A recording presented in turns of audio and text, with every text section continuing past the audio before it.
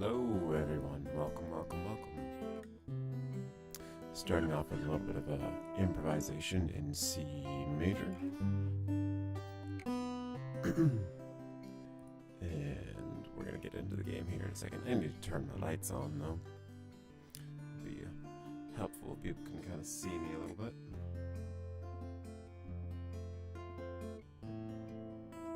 Not that I'm the best thing to look at, but it's nice when there's a little bit of light in the background.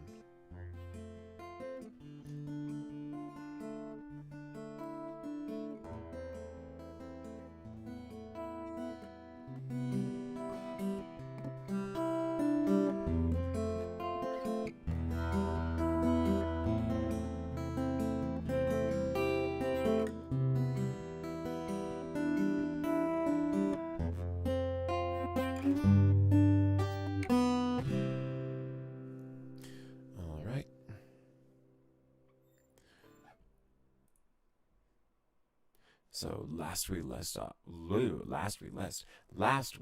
off, we were exploring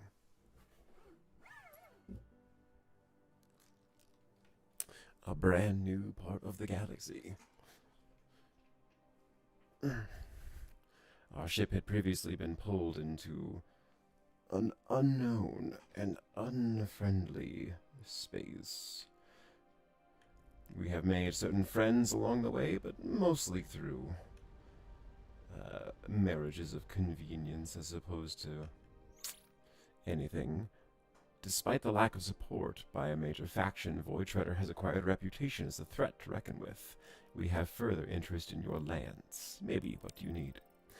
We have now lost several deep hollers on several routes. Some of these have been in guild space. Such are the risks of business about the Empire to keep order, but our contract entitles us to compensation for piracy. The guild is claiming they have seen no evidence of aggression. We would like the Void Treader to investigate the region where the attacks have most recently occurred. If you can bring evidence to the guild that these are deliberate attacks on their domain, we will split the compensation with you evenly. Let's investigate.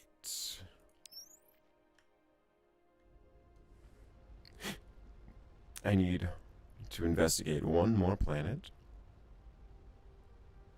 You think they look like eyeballs? You know, I can see it. No pun intended, but screw it, might as well. They do look a little bit like eyeballs. That's a very, very, very blue eye, and then a small pupil. They must be on drugs.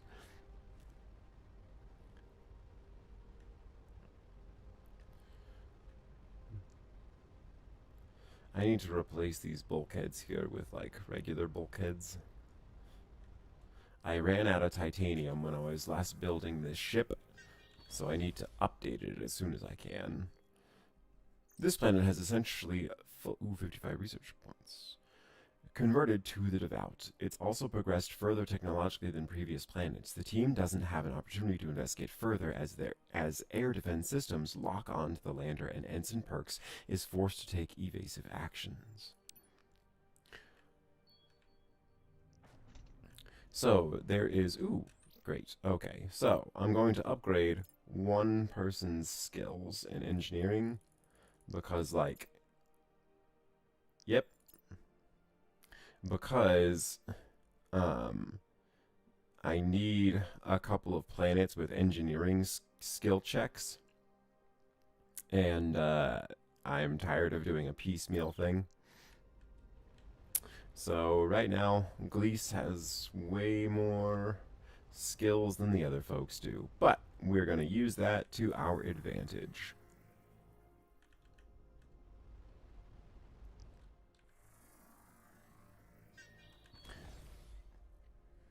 So after an extensive search, nothing is found. Eventually, Gleese discovers the anomaly is not the planet's surface, but in the way the ship's scanner stores data. Due to a failure to recalibrate our memory crystals for the physical constant differences in the universe, our scanners failed to completely clear a previous entry. So, the goal of this game is to fly around this universe. Huh. There must be something over here that's important. Fly around this universe and try to find a way back.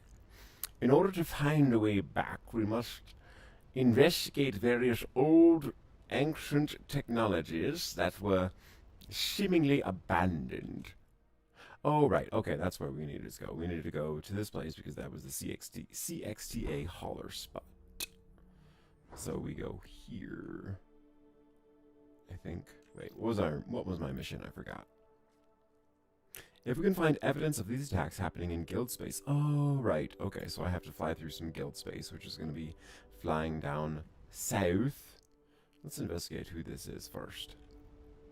Because I believe that I will find like a CXTA hauler under attack. And it's by like a cloaked thing. I have played this game like once or twice before. And nothing yet. So we will continue our search southward.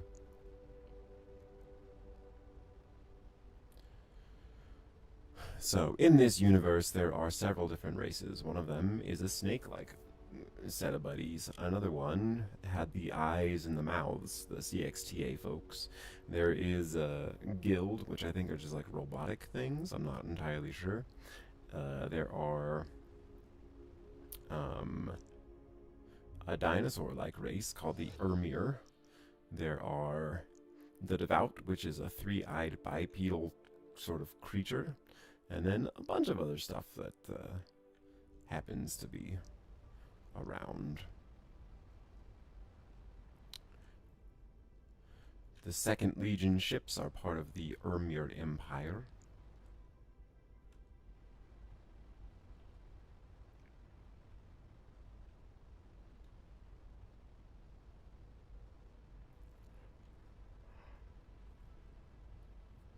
They're hired out as mercenaries. I find it fascinating how much storytelling you can do. Greetings, unaffiliated Guild Transit Codeheart. What do you wish to transact about?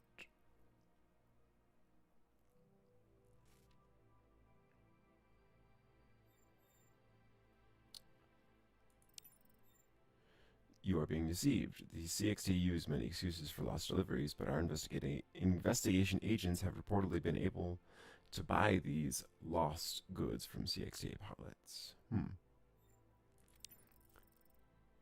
An evolution of religious movement. Okay, they're not robotics. They're like... I don't know. They look like Protoss from StarCraft 2. An evolution of religious movement that began during the late Empire period who believed the Remnant were divine entities who would reveal a secret paradise. This new, more aggressive sect wishes to take a more proactive approach to revealing the paradise. As such, they have begun aggressively seeking out the particular artifacts related to the Remnant jewels.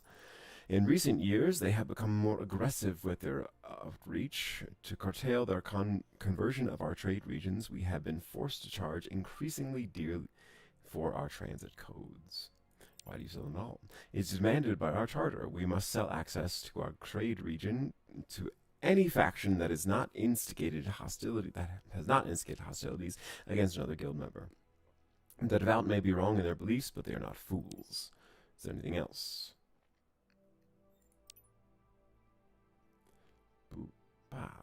Ooh, I can sell some stuff. Already analyzed. All these things I already analyzed, so I can sell them. Can't buy that one. I already analyzed that. Analyzed all of those things. A remnant scroll, which I do not have the money to buy. Jeez. Well, a lot of platinum. I could sell a little bit of platinum, but I don't really want to. Don't really want to sell that. Don't want to sell that either. Because I need Etherine in order to buy some other stuff, so we'll come back when we have more Iridium. When the region forces silence its fall, they have divided into mercenary factions. The Ermir and our employer, formerly of the Second Imperial Legion. For security purposes, we cannot divulge details on their contract. Other Ermir can be found in the employ of those with lesser means. With respect, their capabilities are somewhat less formidable. Is there anything else? No. Nothing else from me, sir. My ship currently has 5 engines, 2 wings, and lots of guns.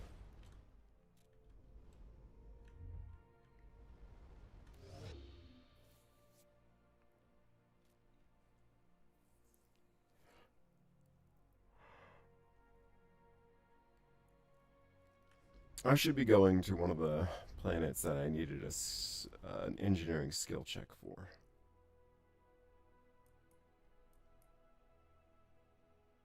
That one requires a engineering skill check, if I remember correctly.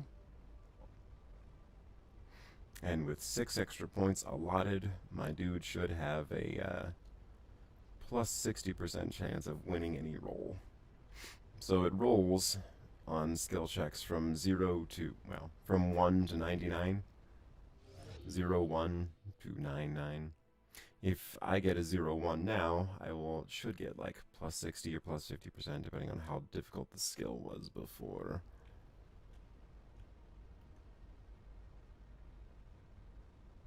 Neural interface. I don't remember if this one is a skill check or not. And it might be astrophysics skill check instead of an engineering one. But c'est la vie.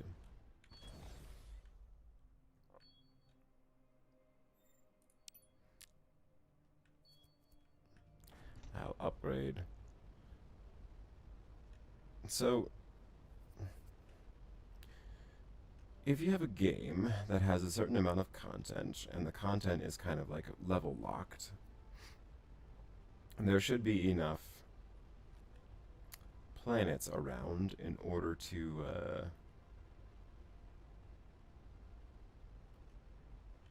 be able to unlock all the content, right? That's the theory.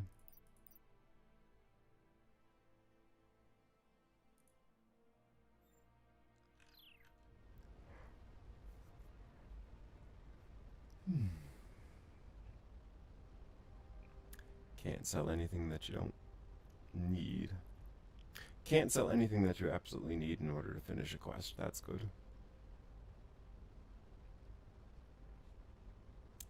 I guess I'm going to have to go back to that one space. Just hang around that one hauler and see what's going on.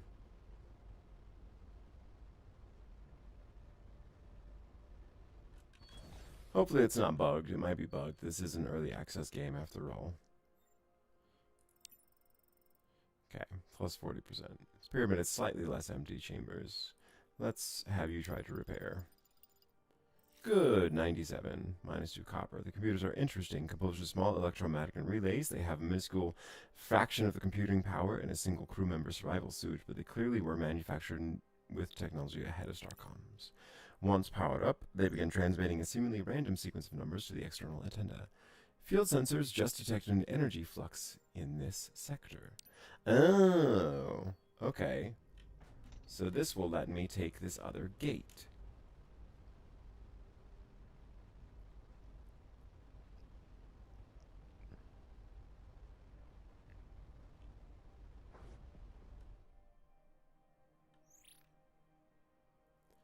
Alien, pagan, your vessel was detected near the source of a heretic signal. Reveal their location immediately.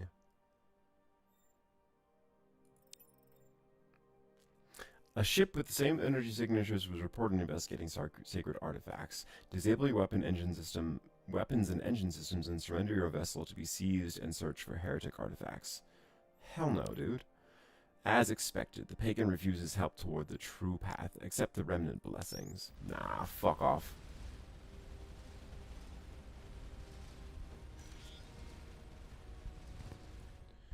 You are not going to destroy me, good sir.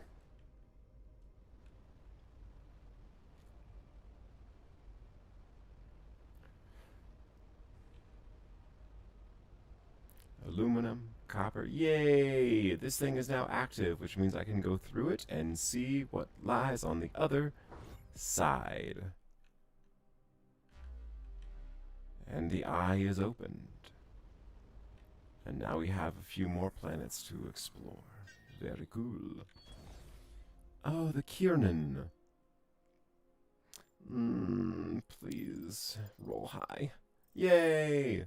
Eventually, with a bit of luck, Ensign Perk spies some dark shapes and swirling dust. The anomalies have a collection of temples and stupas. Ooh, altar to the god's bones. Okay, we found a thing. The Kiernan, who are you? I think the Kiernan are like a bug species, maybe. No, they just look like skulls. Greetings, smooth and unfamiliar creature. You are in Kieran space. Explain your presence. Commander Lockwood of Starcom. We are peaceful explorers from this region. We have recently learned from our agents that our rivals, the Nemayon, may have sent a spy into our territory to probe for weaknesses. Perhaps the timing of your arrival is coincidental? We are not spies. What the? Unlike the Nemayon, we do not attack without good reason. If you give us no cause to believe you're spies, we will treat you with you peacefully. I'm not sure what kind of accent these dudes would have. If anyone has suggestions, let me know.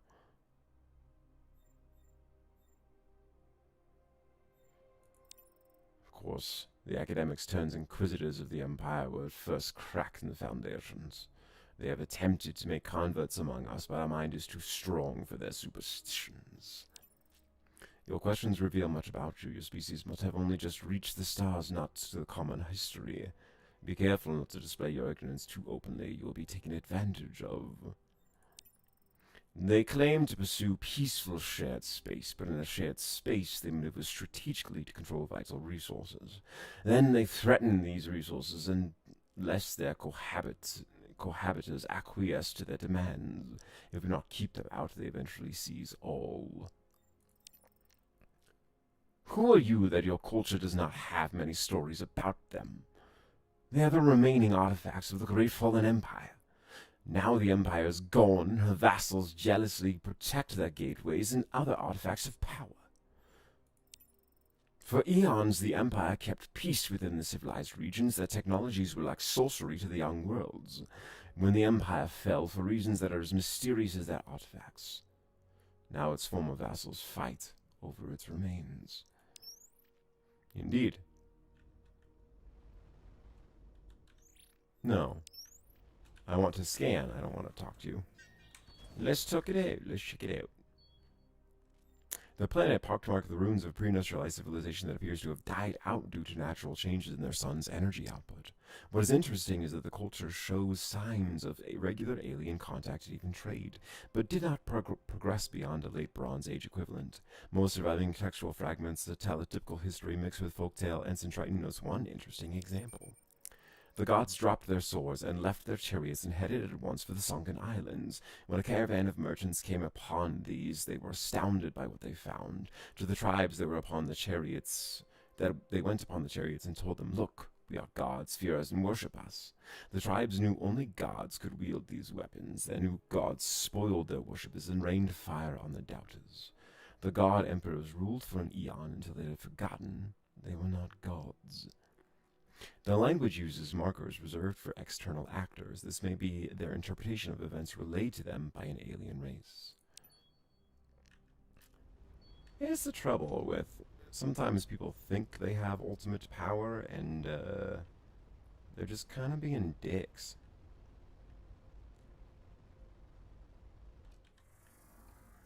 A primordial planet. Let's explore it. Somewhat easy, moderate. Molten copper. Okay. An unusually powerful seismic event has created deep localized fractures in this planet's crust. Numerous shafts provide access to deep lava tubes near where sensors detect veins of molten copper. Lieutenant Glees thinks that they can cut precision holes with the mining lasers to pool the copper where it can be easily harvested. Ensign Perks believes the plan is too much risk for the reward. Sonar mapping of the tubes will allow the team to find some cooled copper deposits. Well, sure. And we're 40 copper, not bad. No risk. No risk, high reward.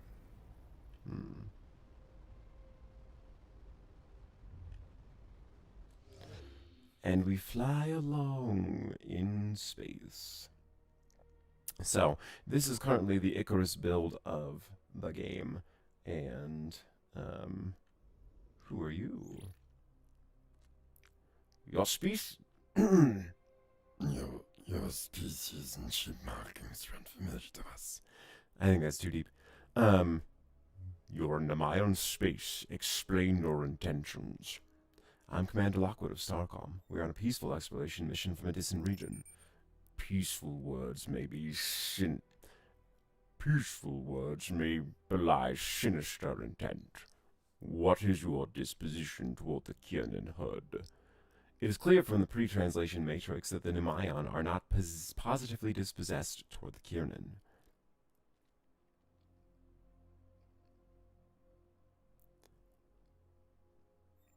We have met, but we remain neutral. An understandable position, if true. But the Kiernan have used neutral agents with nefarious intentions. If you wish to demonstrate friendship, perhaps you could do us a favor. We have lost contact with one of our diplomatic vessels and its escort. We are reluctant to mobilize the full fleet to search, as we respect the Kiernan are looking for a pretext to attack. Sure, we'll try to find him. Why do you hate him, bro? It's not our nature to hate, but since the Empire fell, the Kiernan have sought to exploit the power vacuum. First, they claim to protect weak territories. Then those protected territories become their own, and so they expand. Sounds like the exact same reasoning. Pushing against our borders unless they are well defended. Now accidents become their causes to make threats, and soon those threats will become actions. It was great power of this galaxy for 1,000 years and kept the peace with a fair hand. Their gateways and flingers made travel and trade possible. Their Telonian chariots kept aggression in check. But sadly, it is no more. The less benign forces seek to fill the void. No. Scan the planet. Thank you. Okay. Occasional volcanic eruptions. Let's have you analyze it. Only 52. Plus 20? Some beryllium.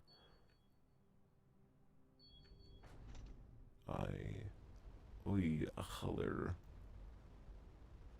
You are not in void space, friend. Nothing there. I do need to go back and finish that one quest a little bit. In a little bit of time, I think. Let's go explore. I would like to find more gold. What's my cargo?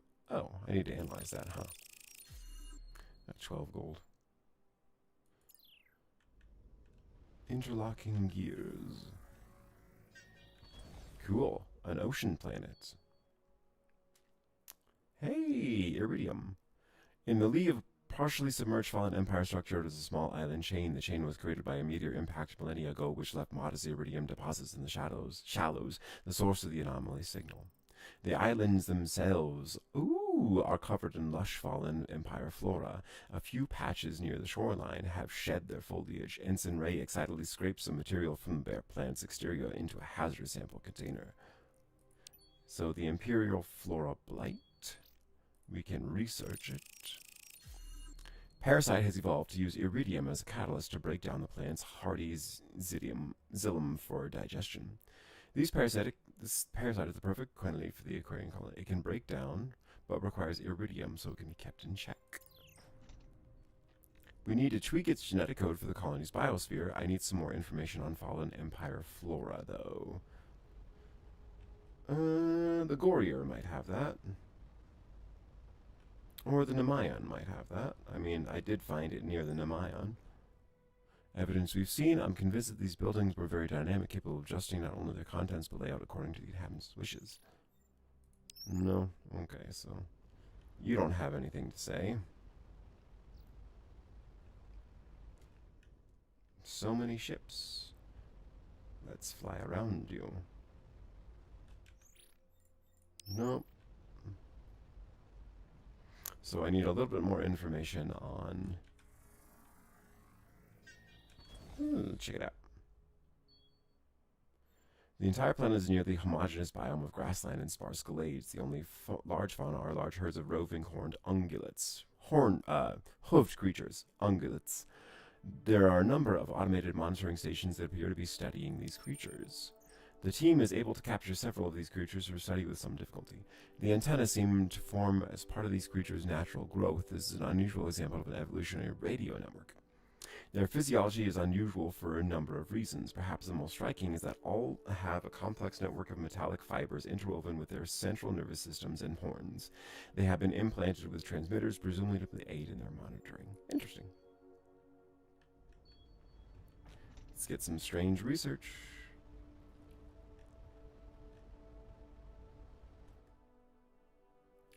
Type G star. Alright.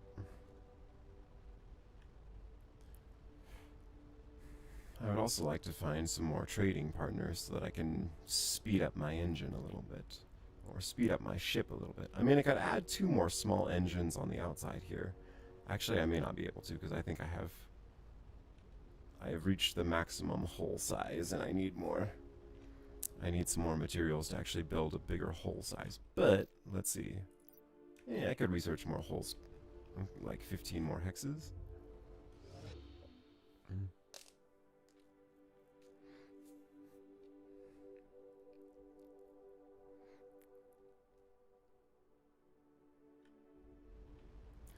Let's go through this other flinger gate and see where we come out. Because we have Kiernan here and Mayan there. I have a feeling that we're going to be going deeper into Kiernan's space with this.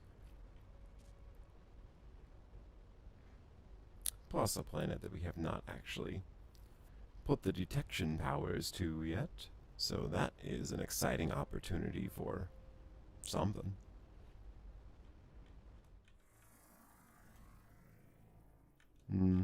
Nothing. Zip. Ooh, going into a nebula. I absolutely love space games. They're very, well, they're usually pretty relaxing. Even with the occasional combat. Usually pretty fun. Hey. Are you a hauler? No anomalies detected. No zombies coming out to get me. Nope. No jump scares. Usually. I have not seen a space flight game with jump scares yet. I have not played what is that new Bethesda? Not, is it a Bethesda game? Might be a Bethesda game. I can't remember.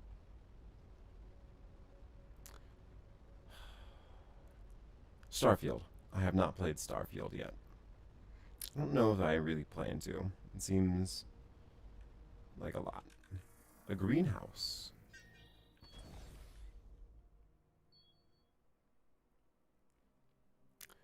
Okay.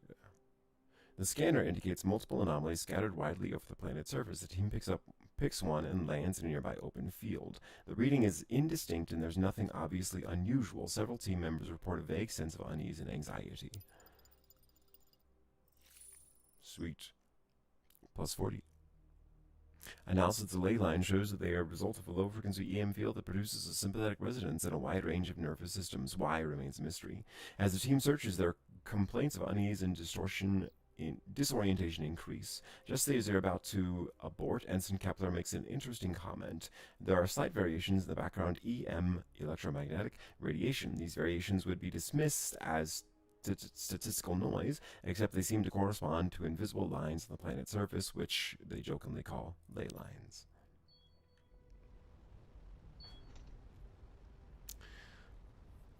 Okay.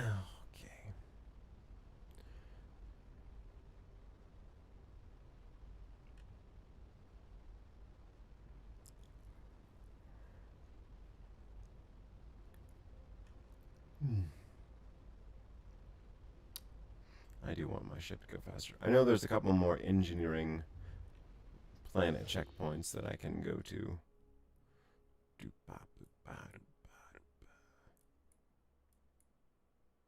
I don't want to go to the Tomb of Okjuk. I just got lost in there. I have the map from yesterday still, and it like worked out kind of, but not super duper well.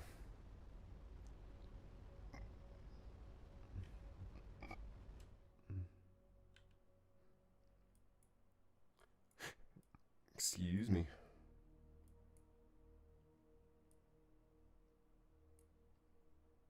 No. Okay. I can go there. So we'll go there, and then south, and then down onto this flinger.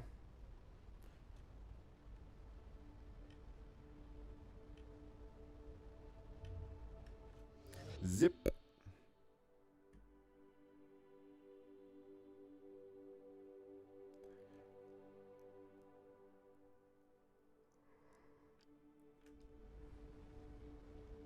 There's the Armir. They trade copper. I have a... I don't have a crap ton of copper. I have a little bit of copper.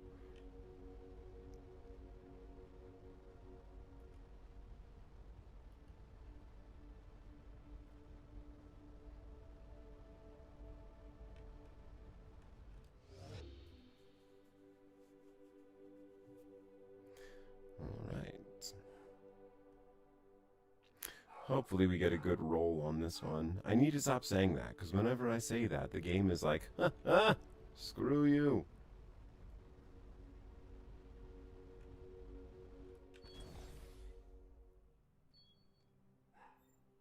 Yes, somewhat easy.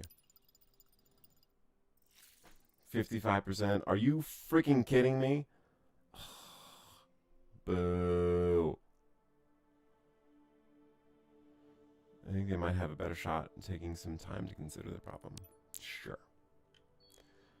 So, I can come back.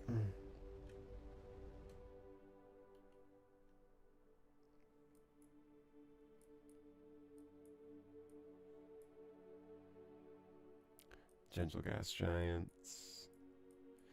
Boop bop boo da boop bop boo. Boop ba da doop boop boop boop boop ba do.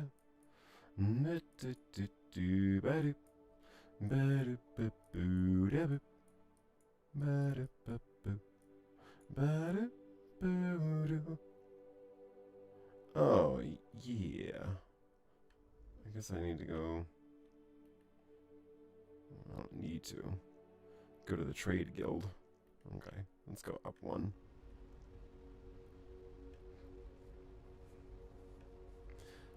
Or the Gorrier. But if I go home, then I should be able to talk to them.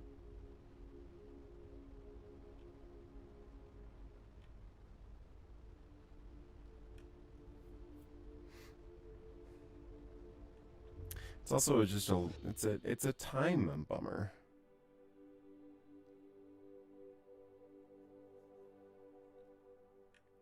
To fail a skill check. Now I gotta go fly somewhere else, and then I gotta get a little bit of upgrades, and then I gotta come back. And all because it rolled like low, 25.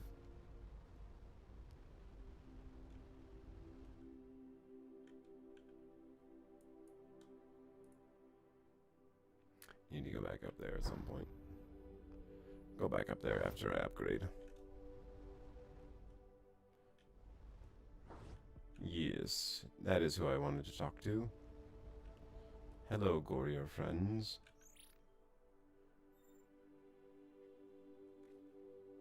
What do you know about them? The Imperial prefix is a bit ambitious for a guild that scarcely ventures outside a handful of sectors, like the Army or Second Legion. Blah blah blah. Okay, interesting.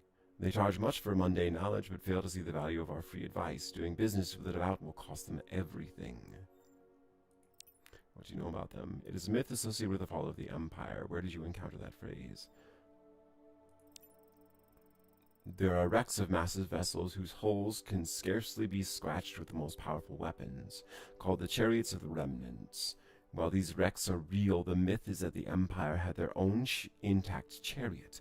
Like all remnant artifacts, their operation was an enigma, even beyond the reality-bending mathematics of navigating their gateways. But the Empire had a Talonian, a giant in a suit of armor that allowed them to control a chariot. With this chariot and charioteer, they could defeat any armada that might oppose them. Curiously, later, Empire records never seem to have first-hand accounts of this vessel. For some reason, the Telonian turned against the Empire, destroying it in a day.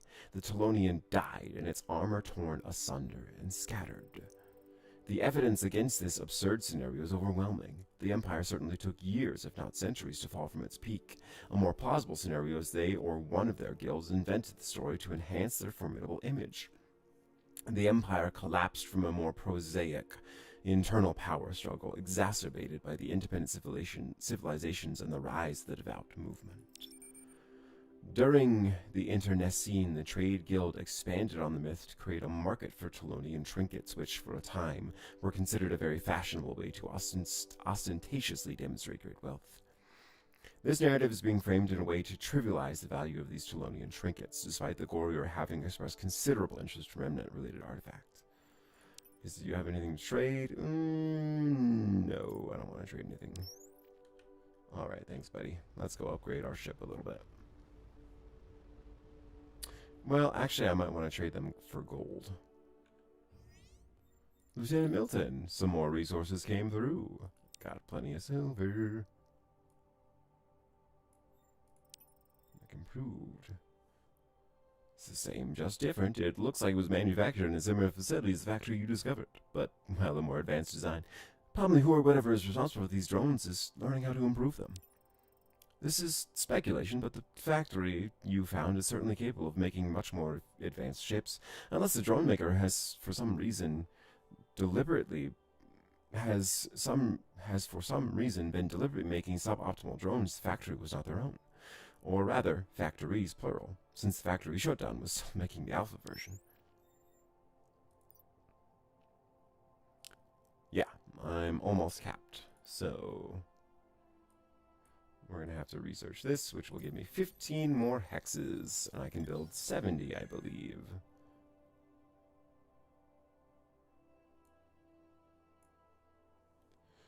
Material memory. Do I have anything down here that I want to research? No.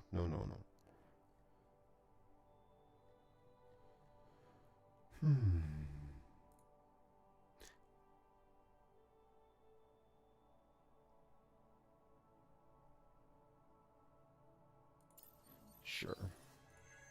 Okay, shipyard. Now we have more. So, let's put some engines on. Ooh, I'm running low on titanium still. Let's put a couple of other reactors on. I don't have any. Fudge. I can put some batteries on then. Or, how much? Yeah, I don't really have any yttrium. Let's increase our supply. I mean, I could.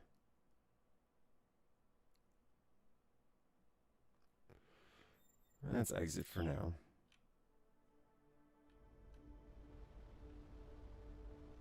A couple of small engines.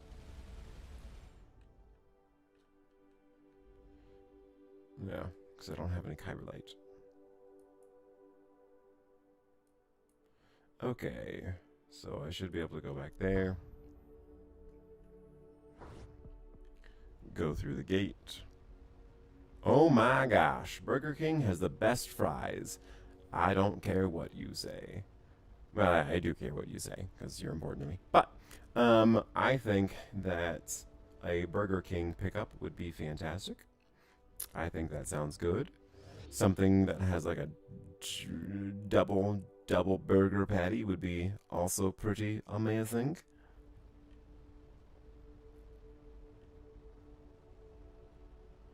Whoop.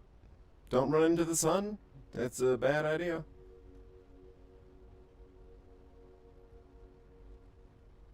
Don't want to be like certain political figures and just stare at a sun for some reason. Let's try it.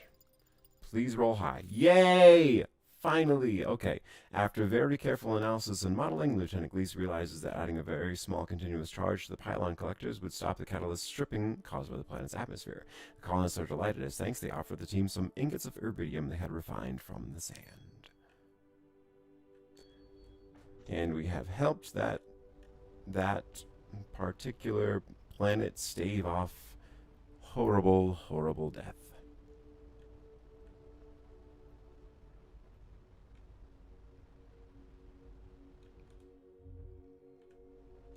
Zip.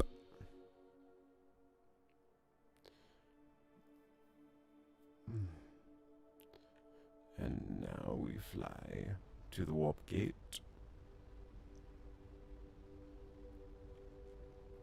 And at the warp gate, we shall travel to guild space. I want to talk to the guild folks, see if they know anything about the imperial flora. Cool. See you soon!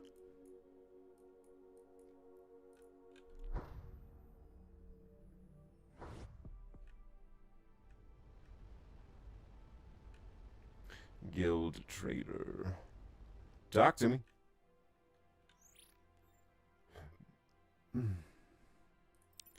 Let's see. Interested in learning more about the imperial flora. The Garden of the Empire was truly magnificent in their height. They developed and cultivated a wide range of species, both hardy and delicate. We have a horticulture database from a Kieran botanist on the topic. I will transmit it now.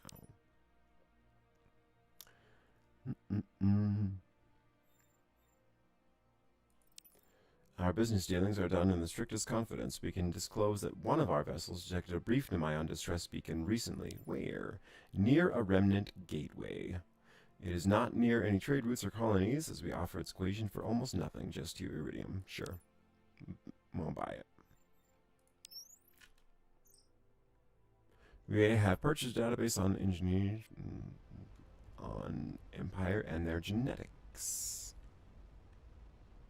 So I believe now I can research.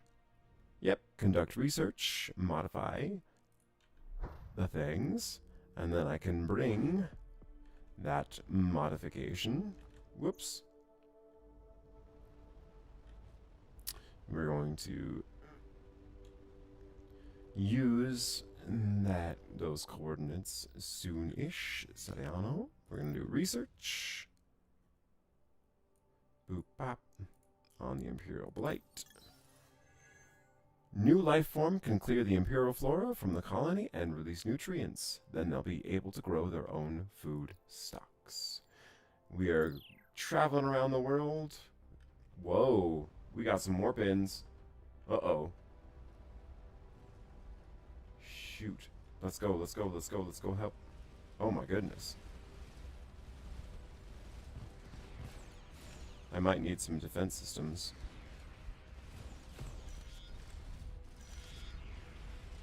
Titanium. I got some neutronium. Neutronium is good. That's going to help me build bigger ships. A bigger ship, excuse me. Ooh, ethylene as well.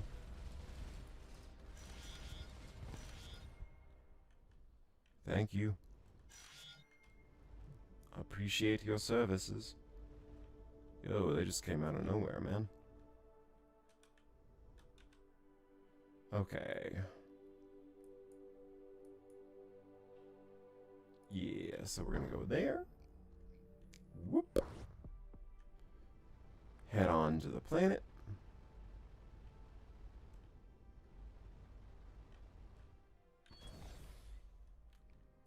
Complete this mission. Yes. The administrator is visibly delighted. This is wonderful development. Our food situation has relied too heavily on traders who often could demand unreasonable prices. We will incentivize merchants to give void credit for favorable pricing. Sure, let's look for the things. Hey. Cool. Cool. Cool. Thank you. I appreciate your money. Let's see, neutronium. Ugh. I could sell it, but I don't really want to sell it. And I don't want to sell the ethylene either. I don't know if I need xenium. But we'll see. We'll see later on. Return to the ship. And we're going to analyze. The machine can convert a variety of algae and cyanobacteria into a food bar. Scans show this bar is technically edible for humans, but would work better as an emetic. A portable desalination plant, probably capable of around 2,000 liters per day using reverse osmosis. Our techniques are superior, but it does have some interesting ideas. Nice 80. The particles almost immediately coalesced into the nanite superfluid we've used for repairs. Observing this transition revealed some interesting properties about the nanites. Very neat.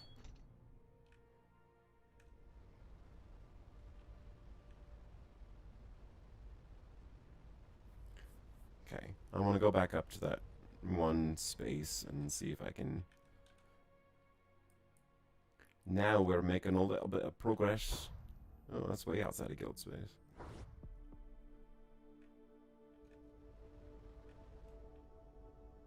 CXTA hauler? And what are you? Another hauler, just smaller.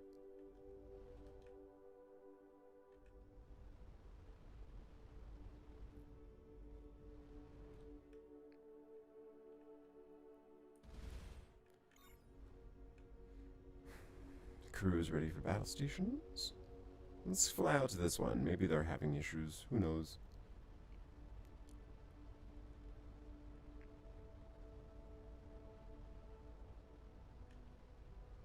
Ah, there's another one. I didn't realize there were so many haulers out here.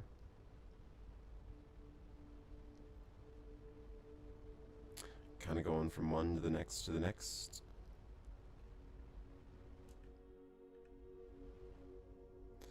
No, nothing obvious.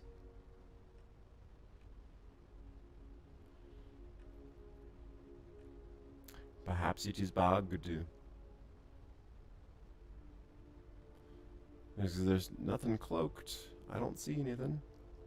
Although if it was cloaked, I wouldn't see it, so bad example.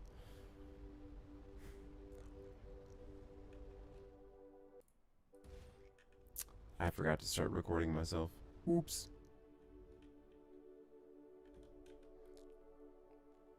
Well, let's zip out here and see what we find.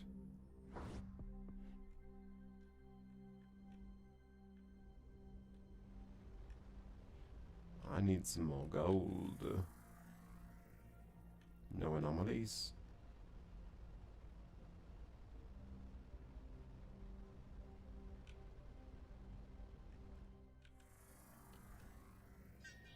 An anomaly. The planet's magnetosphere makes tracking down the source of the anomaly signal impossible. Perhaps it's just a false positive. Ooh.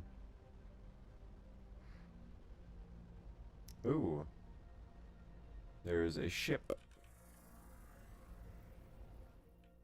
And it is... I suggest we approach with no energy readings from this vessel. Reactors are either offline or damaged. Let's check it out. As the survey team approaches the derelict, they can see it has taken some damage. A hole in the hull allows access to the bridge. A single dead Nemaeon pilot is strapped into the command post. Nothing alive or dead. One of the ship's escape pods is missing. Examining the telemetry data from the launcher leads to a point on a nearby desert world. The logs appear to have been purged. Lieutenant Gleese observes that whoever erased the data did not realize that the comm relay still has the last outgoing message in its transmit buffer. First payment package received. Am transmitting the data now. The data seems to be a large collection of ship identifiers, timestamps, and trajectories. Despite the unfamiliar alien physiology, Ensign Ray notes that biochemistry works the same with Nemaeons as creatures in their own universe. The Nemaeon's morphology, while similar to Earth felines, looks to have evolved via their own path. These convergent evolution processes has been observed on the planets as well in the universe, but it's interesting. Didn't get to the cause of death? Question mark. Cause of death? Poison?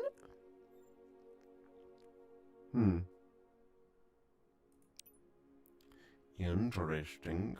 So let's go back to the desert planet since we now have some coordinates.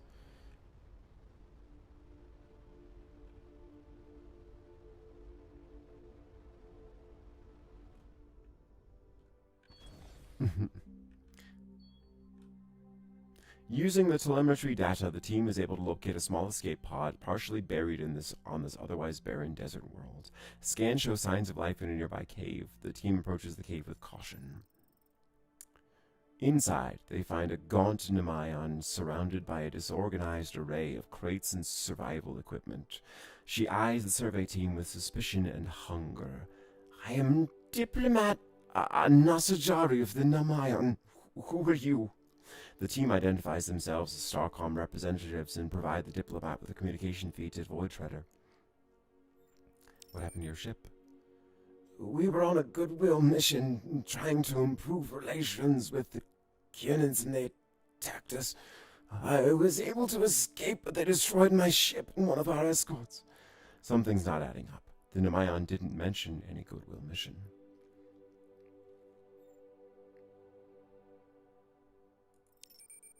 She hesitates. Com buffer? I think I registered a flight plan with the Kianans so they would know when to expect us. That must have been what you saw. That's not what we saw. Despite her objections, the team opens the crates. Besides expected LifePod survival equipment, there are a large number of gold bars. I carry those for this exact purpose. Consider it payment for my rescue.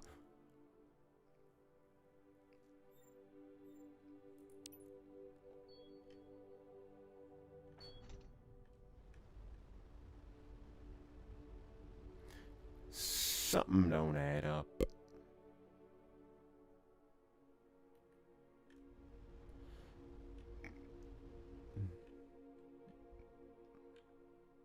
Let's head on back. Excuse me. I should have 9 gold. Now.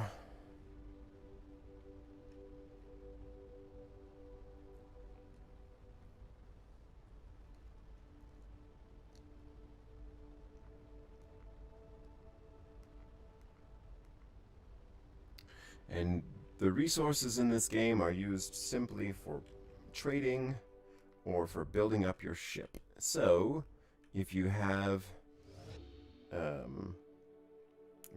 the right amount of unneeded resources, you can trade it for a needed resource.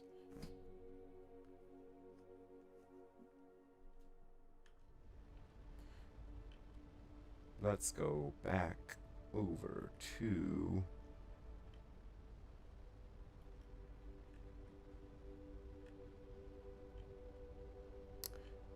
Let's talk to the Nemayon frigate.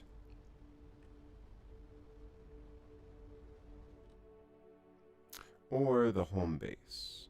I think that would make more sense.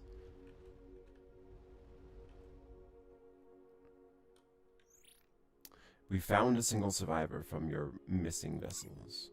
This is most excellent news. You have our deepest gratitude. Please give us any details you can.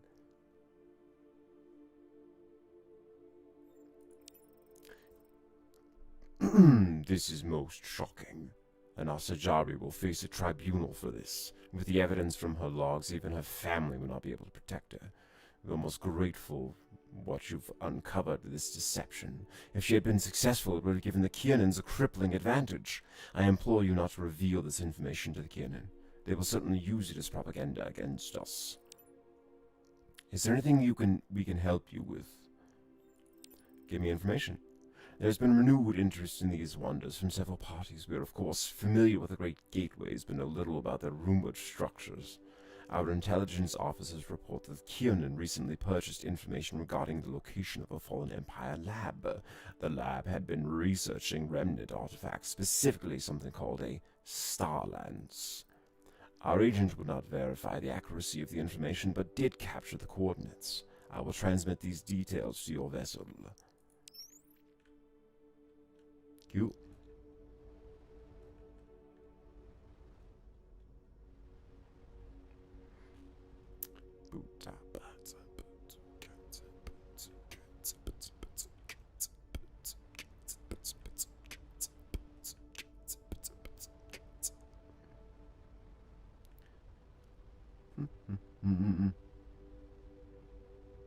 I have made friends with the Nemaeons now. That's very nice.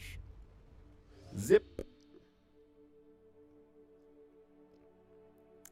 And there will be time to go get Starbucks later on.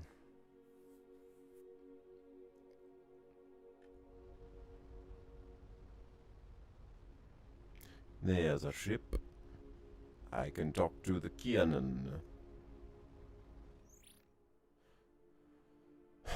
Our efforts hope that the Nemaean have not convinced the Starcom to ally against us. We have you as Smart True. Favored trade partner status. Fair exchanges for resources, even a remnant object we have finished studying. We'd like to trade with you. A remnant device. Neat. We shall analyze it. We are pleased to strengthen our relations with Starcom through mutually beneficial trade. Anything else you wish to discuss? We acquired as part of an exchange. The seller claimed it was remnant technology. It may as well be. It is well beyond our science. The object was sold below the value they place on it, and they are not emphasizing this point.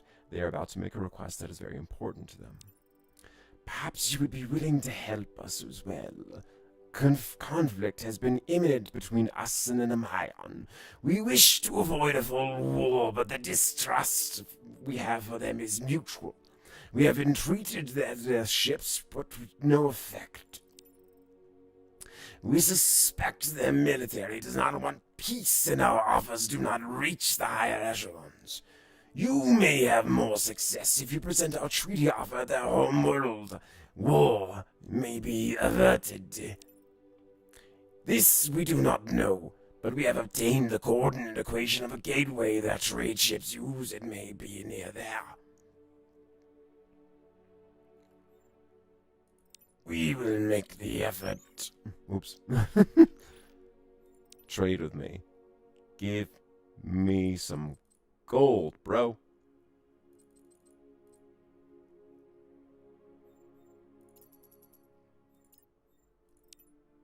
No. Oh yeah, let's analyze. Technology is incredibly advanced to the point it's difficult to learn much from. It emits an energy signal with an unusual signature in response to certain environments. In response to certain environments. Wait.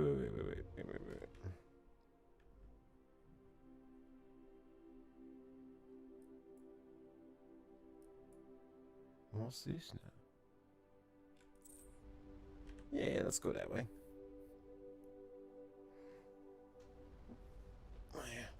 My ship is confused about how to fly around the other ship. Let's not fly right into the sun, thank you.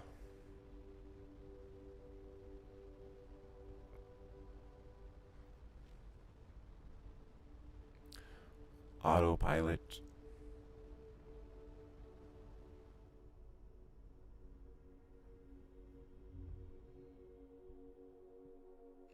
Just checking to see if my microphone was making noise based on me moving it.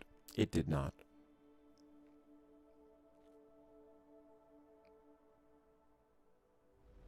I think that was the coordinates of the laboratory.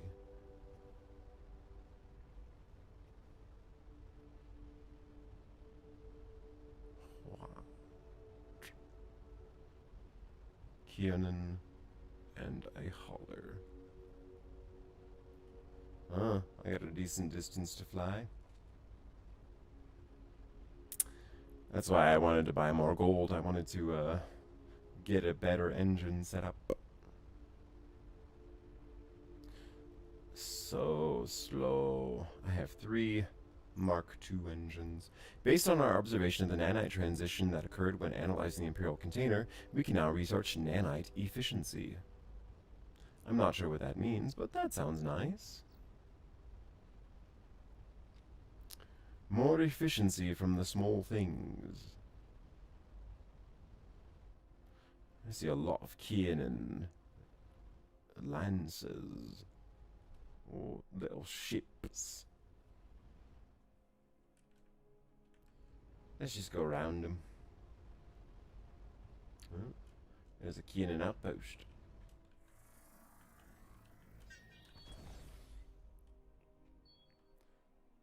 Uranium!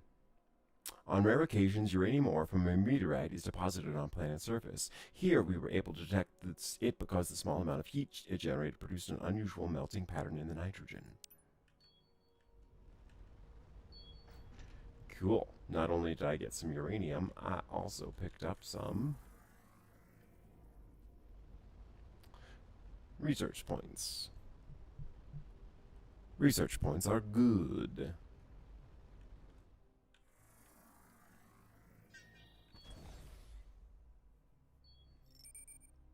A fortified structure is built into the mountains of this icy world. After a cautious approach, the team is easily able to gain access. The reinforced main doors have been cut open with a powerful laser. Once inside, the team finds a deep shaft leading to an underground vault complex. The shaft was punctuated with a series of doors, also cut through.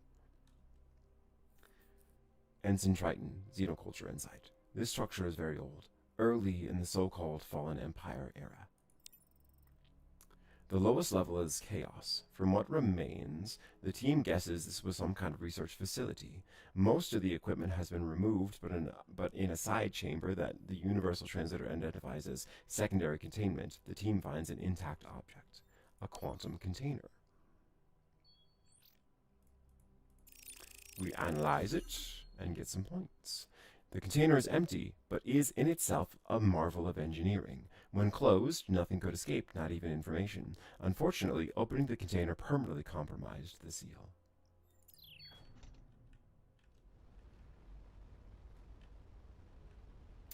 Much a bummer. Oh, one more ship one more planet that I can scan.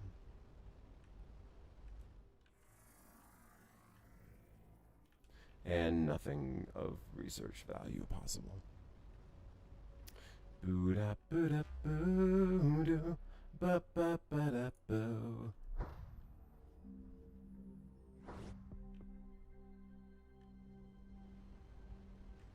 Ah, yes. Nemayon. The base. Nothing there. What do the Nemayons trade with? I think they might trade in gold.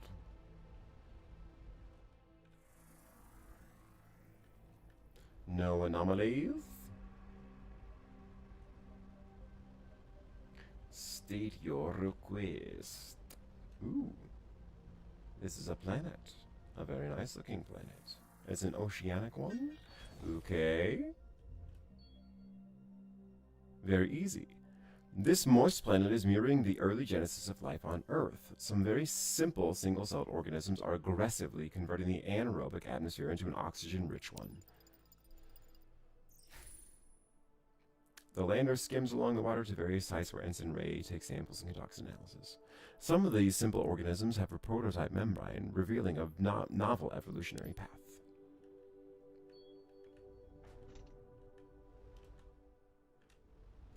Zip.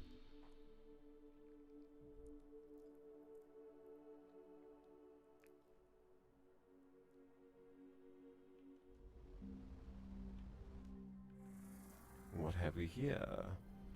No anomalies. And here? Ooh.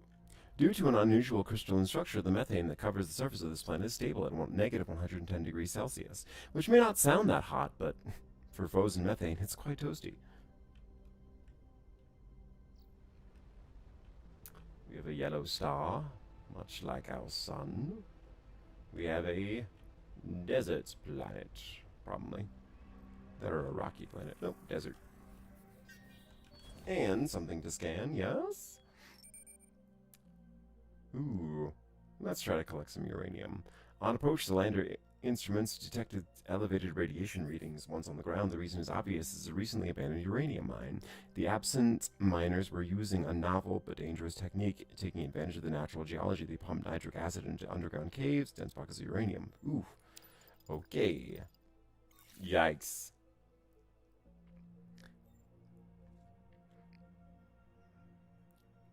Comes clear why the mine is unoccupied. I only got 2 uranium, but I can possibly go back and get more after a level up. Level up, level up, level up. No thing there. Zip.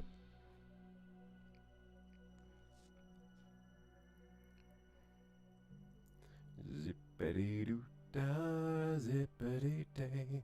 My, oh my, what a wonderful day. Let's investigate. Neutronium. Part of a dreadnought was thawed out of the ice due to fluctuations in the planet's orbit. Signs point to it having been critically damaged in some battle centuries ago. Most of the valuable resources were salvaged soon after, but the lander's penetrating radar shows some valuable neutronium was missed. Based on Ensign Kepler's observations, the team melts through several dozens of meters of ice to where additional scraps are uncovered.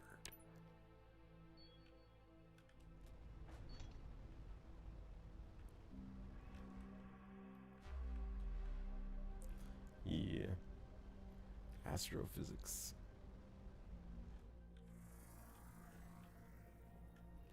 No anomalies detected.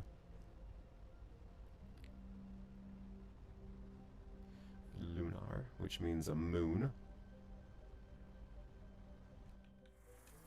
I think that sound means lunchtime, so I'm gonna go explore this planet.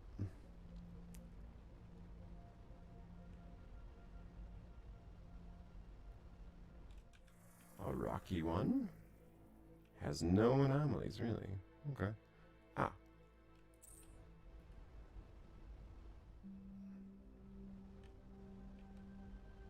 And I guess we'll set a course to this planet. Or moon, as it were. I want to find the Nemayan homeworld.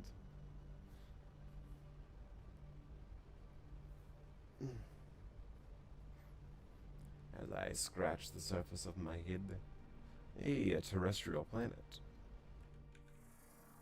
Scan? Nothing. Scan? Nothing.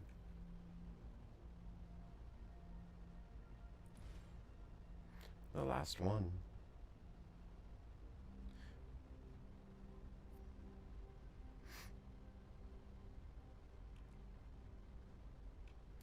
That. The Guardian. Deploy it. The survey lander is escorted to a high-pattern diplomatic sector of the populous Nemayan homeworld. After some cursory formalities, the team is escorted to meet with the Nemayan representative. We do not normally allow visitors to our world, but as the representatives of the first new civilization we have encountered in years, an exception is being made. The Nemayan delegate examines the treaty briefly. Sorry to interrupt, but there's a high-energy signal emitting from our cargo hold. This appears to be a little different from their previous offers. It demands worlds we have held for centuries and concedes nothing in return. I see no reason to accept it from a different messenger. I have just been informed that something is jamming our long-range communication networks. If this is some treachery, you have made a grave mistake. Protocol demands that your team return to your vessel immediately.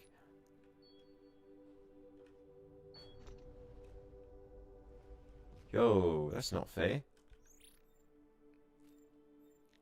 Your team interfered with our communications network the moment the Kiernan launched their attack. Explain your actions and why we should not destroy you.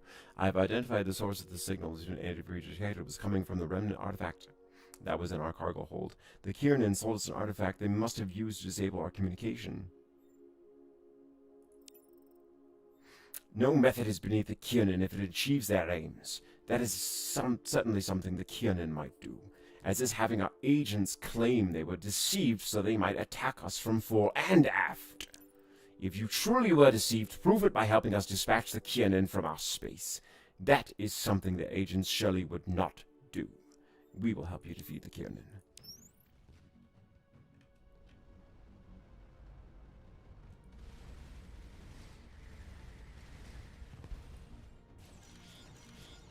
We got some platinum.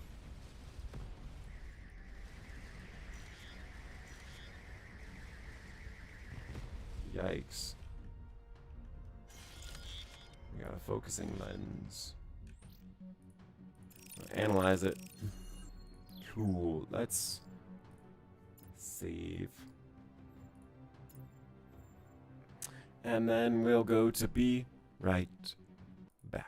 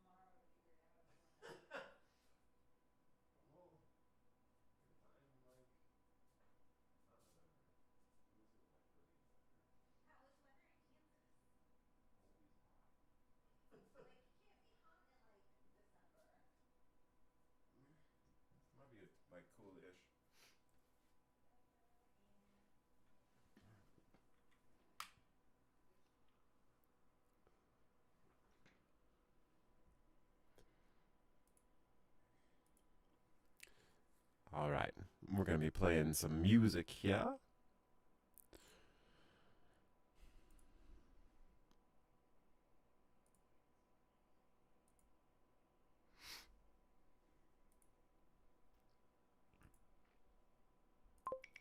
Spin the wheel for lucky chance.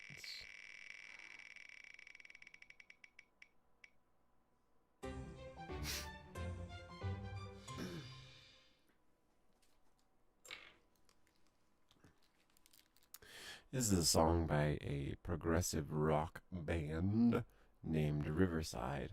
They're a really, really pretty band. Well, it's not like they themselves are pretty, but their music is really pretty.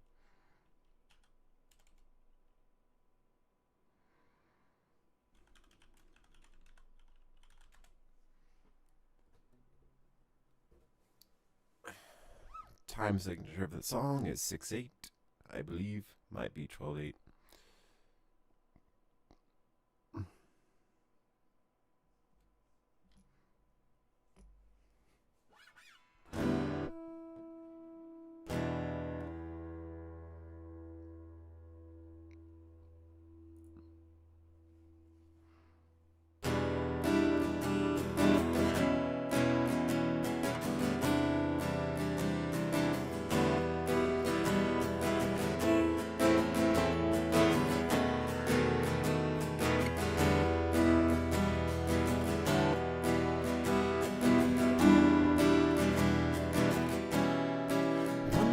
We'll find our way, straying from the roads we thought we could go until we would fade.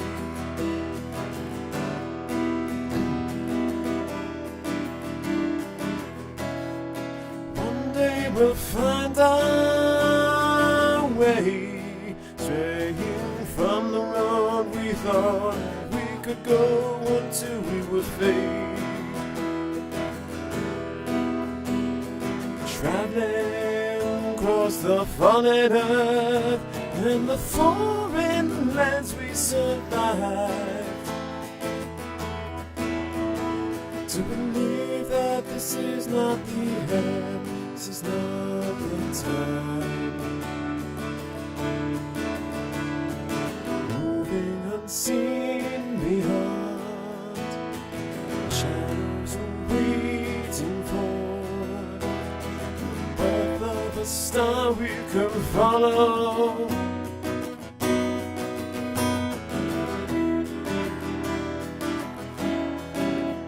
One day we'll find that time, come to realize we are history, came full circle. Traveling across all the dried up seas and the foreign lands we survived, to believe that this is not the end, this is not the time. We crane our necks for you, we know we'll make it through. Can go back to the forest. Let's go back to the one that was 30 years ago. Let's believe this is our time. Let's go back to the one that was 30 years ago. And let's believe this is our time. Let's go back to the one that was 30 years ago. Let's believe this is our time. Let's go back to the one that was 30 years ago. Let's believe this is our time.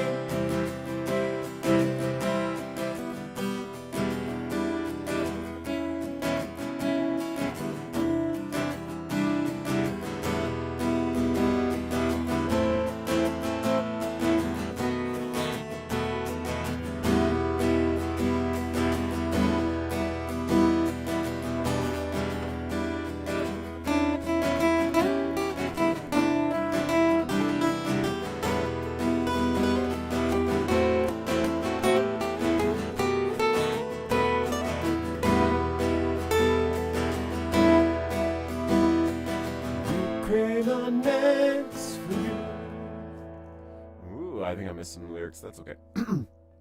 Traveling across all the dried up seas and the foreign lands we survived.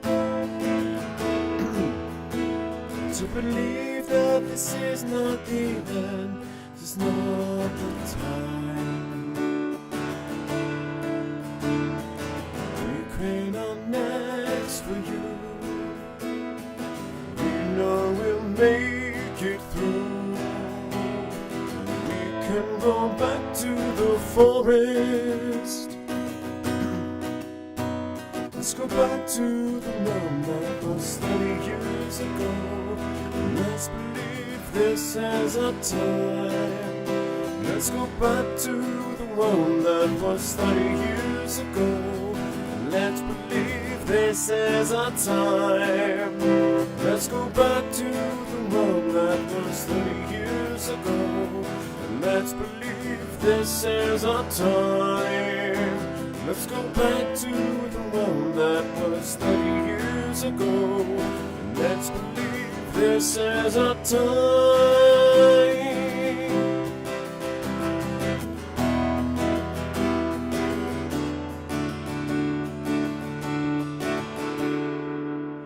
Let's go back to the realm that was 30 years ago, and let's believe this is our time. Let's go back to the world that was 30 years ago, and let's believe this is our time.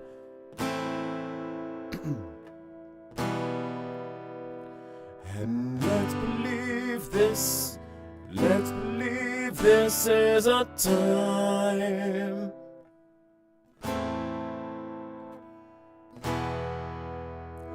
And let's believe this is our time.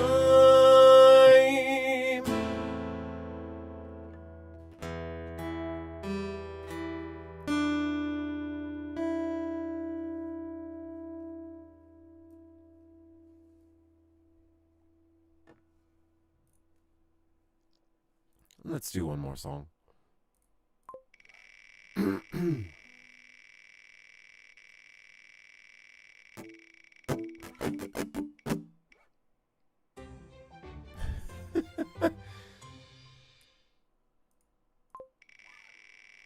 We'll do a different song.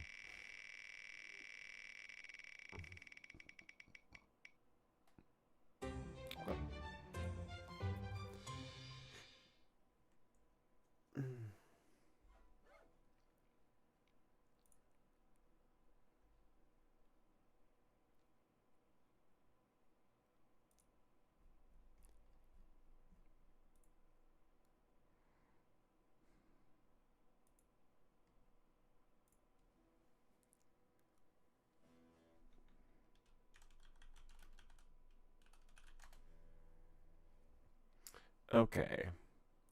Bitter Tonic by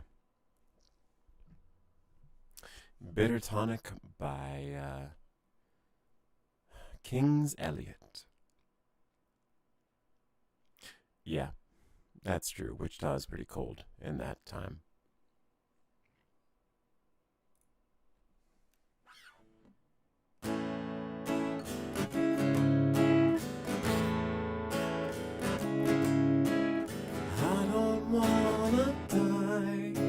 I say I do, so I can say myself sometimes, comfort in the curse.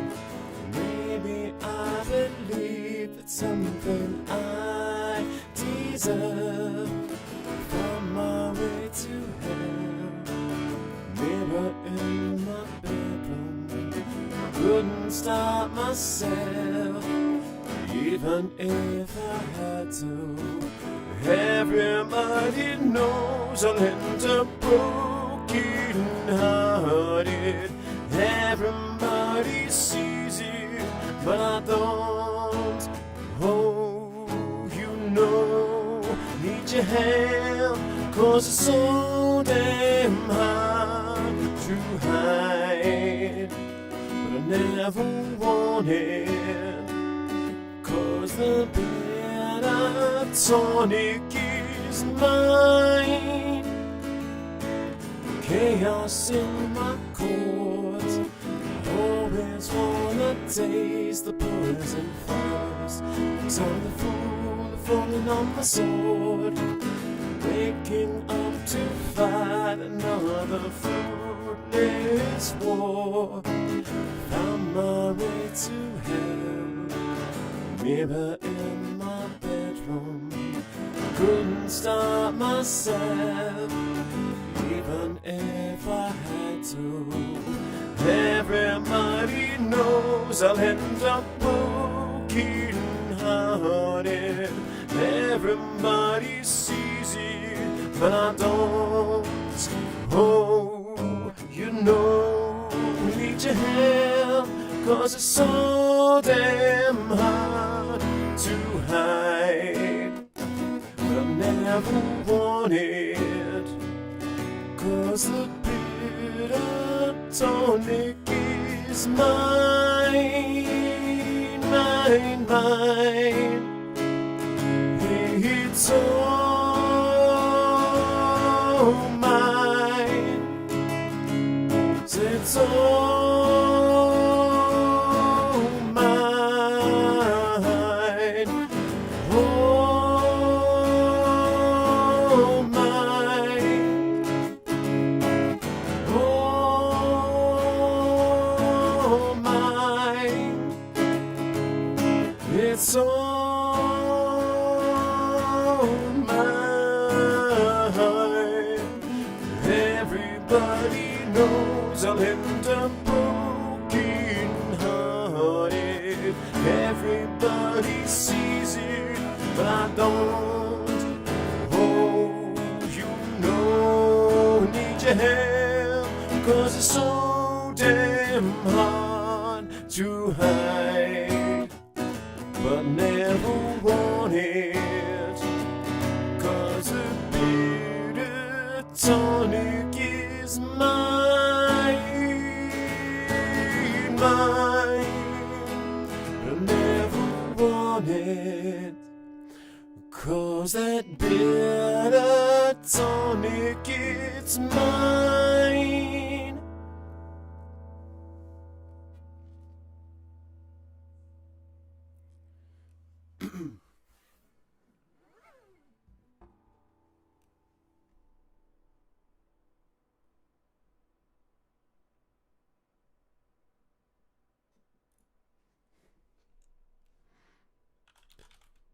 There is a heart blocking my ability to see what one of the words is, so I'm typing a response so that I can see the message.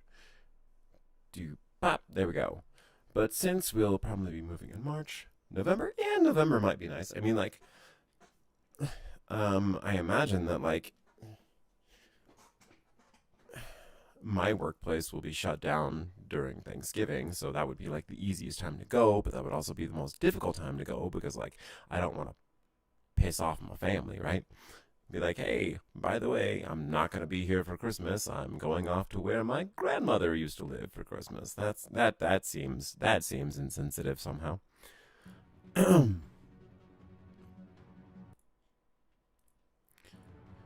And so,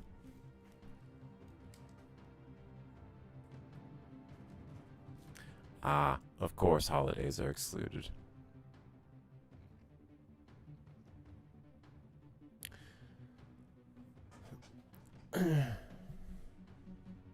Well, with the exclusion of holidays,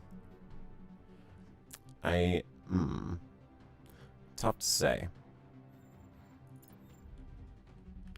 Because holidays are excluded, I'm gonna research lasers because I want to get them when I have a chance. Oh, they got drones. I might need to do some research on dronies. Shoot. Yo, These Kiernan dudes are no joke.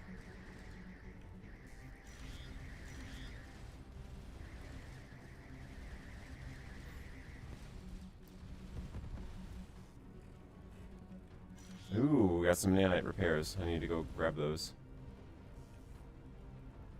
Oh, it disappeared before I could actually take it in. Crap.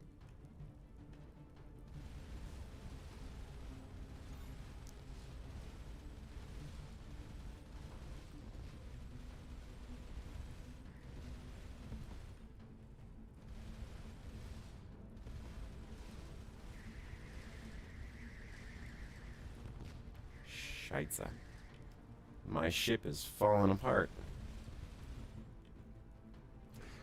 Got a lot of power. I do need some secondary weapons, I'm starting to notice. Although starting is a little bit a little bit of a lie. I've noticed for a bit that I need some better weapons.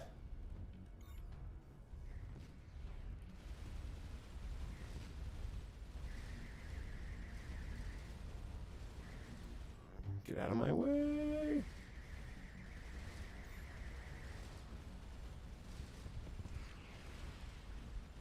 Okay, so I purposefully aimed at the laser, destroyed it.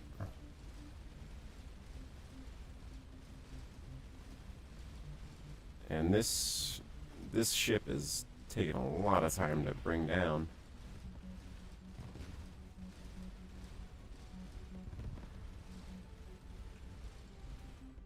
Alright, I got one of its engines.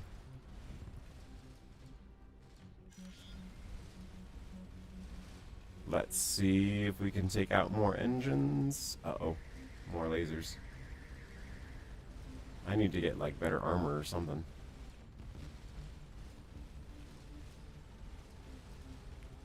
Oh man, this ship is taking forever to take out. Plus, I've had 5 of my support crew critically injured. Yikes. These Kiernans are no joke right now. Ooh, got him.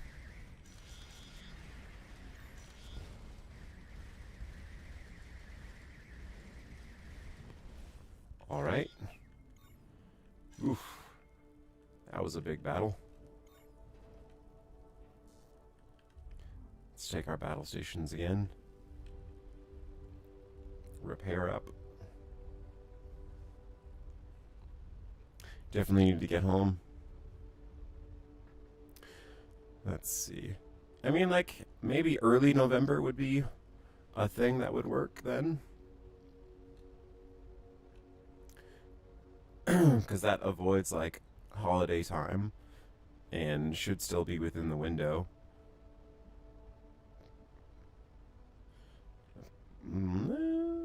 Be like a little bit after the end of October. Uh-oh, a cruiser. Okay. So, we're going to try to take out the small ships first. Oh, cruiser? Never mind. I was thinking carrier, that's why.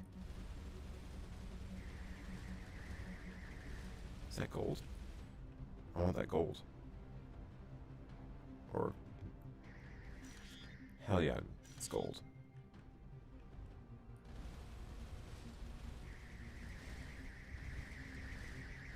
Yo, these laser boats are messing me up.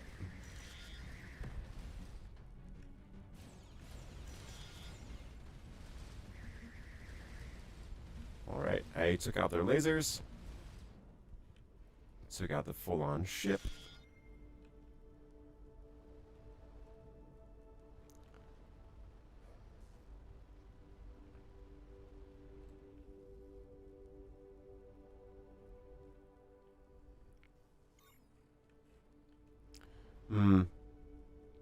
Right, yeah, that makes sense. Especially if the government can't get its stuff together and you end up getting your project grounded for a little bit.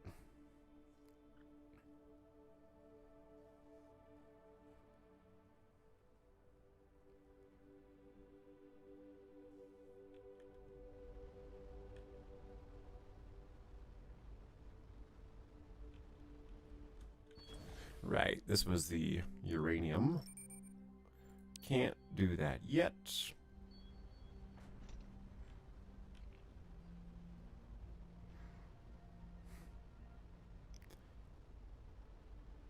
I see the Nemayon. Well done. The fight is not over, but you have tipped the scales here at the home front. It is clear that you were deceived by the Kiernan and not their witting agent. The bulk of our fleet was on deep space maneuvers out of recall range. They must have known this from the traitors' information, attacked as soon as their device gave them a rally point. In some ways, this was fortunate, as they did not wait until they gathered full strength. Now they will pay. The Senate has approved a transfer of sensitive military technology in hopes that it will aid in your fight against the Kiernan. Cool. All right. A fission warhead. How to build missiles before this technology is useful to us. All right.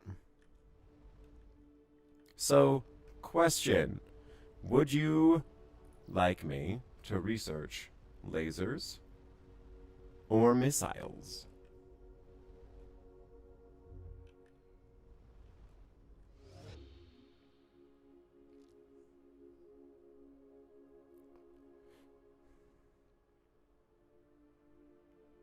Okay.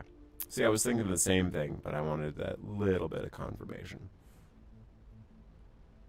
Because I think that I have the resources to be able to build lasers.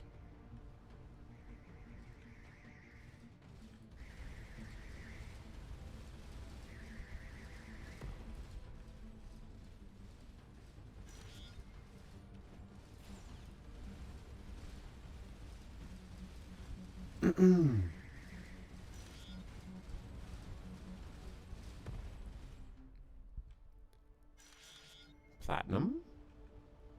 And there is another warship over here. It is a big one. Hey, gold? Please give me gold. Yes. Yeah, I agree. Lasers do seem cooler. I think this is a carrier. Yep. Carriers took this last carrier took a long time to kill off. So,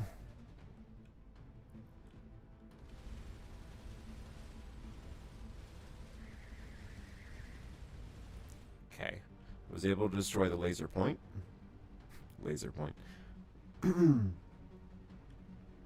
Let's turn around and try to attack the ship from the other side,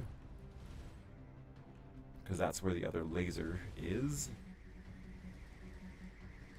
I'm gonna try and flank it. Okay, we got the laser module.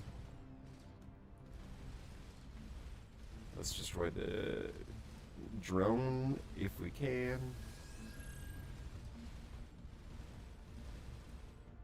Drone production. Okay, got the drone production.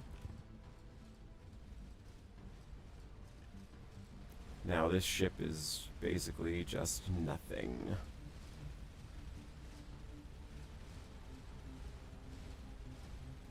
We're going to destroy the engine, making it more difficult for them to run.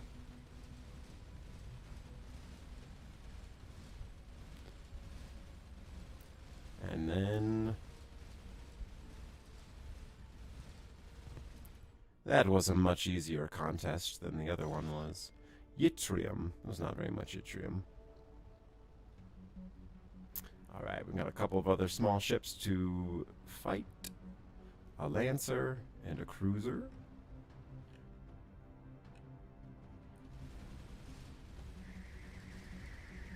Yo, 2 small lasers blowing up. We got a little bit of a repair.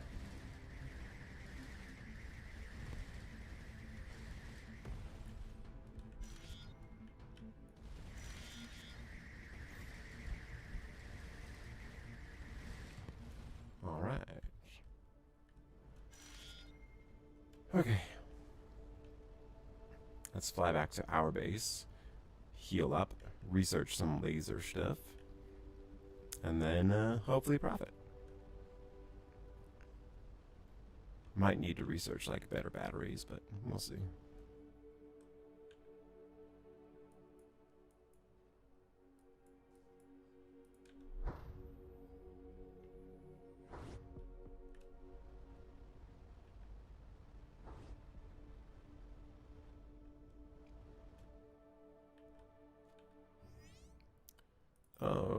Oh, I have new information from each person.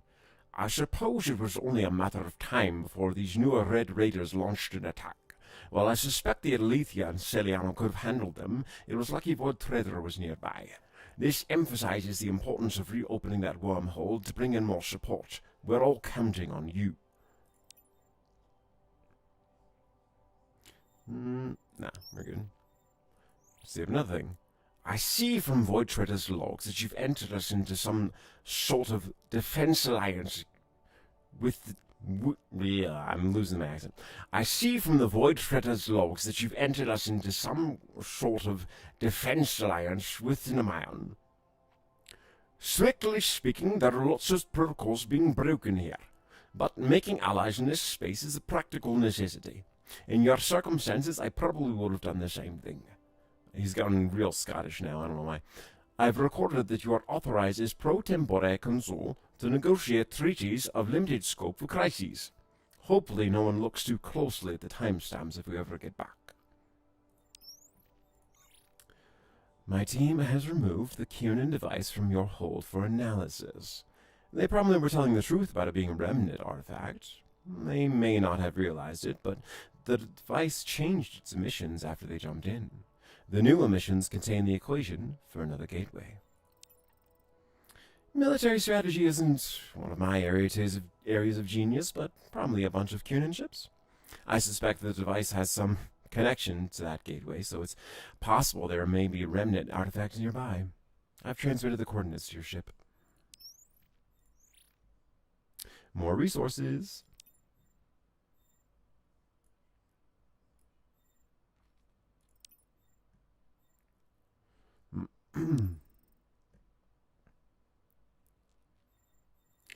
No, I'm good. Okay, shipyard. Oh, research first. I have 500 research points to allocate. Havoc, fixed guns. Lasers, there they are.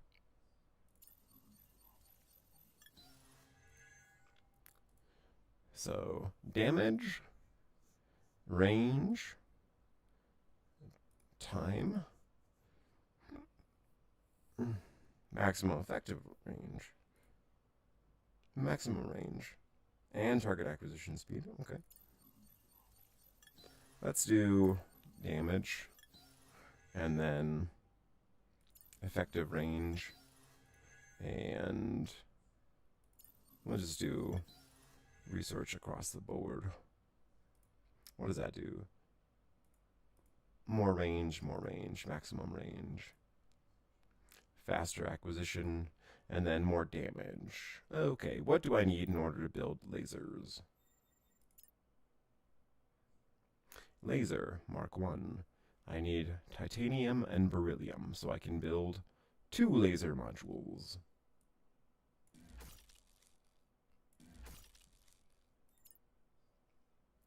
How much?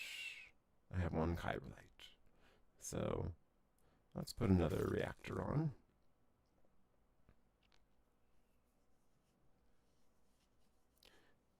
Oh my gosh, my peak draw is 65. There's no way that I'm going to be able to keep up. Petroleum.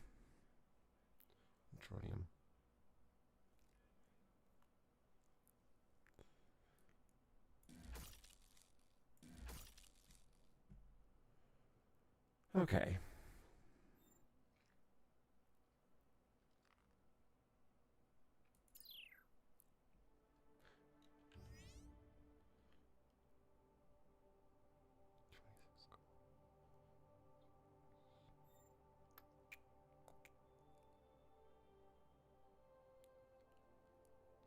I just have to keep that for now.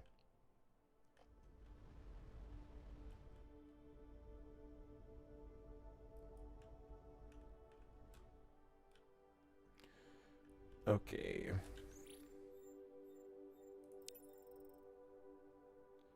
Do do do. Do do do. I have a lot of silver.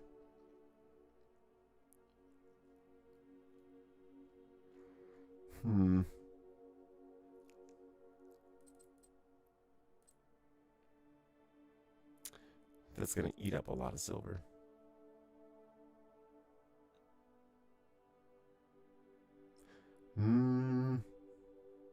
Probably worth it.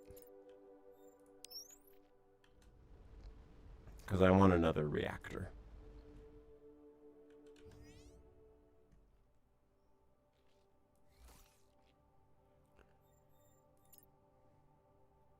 Oh, no, I don't have the titanium. Dang it. Okay.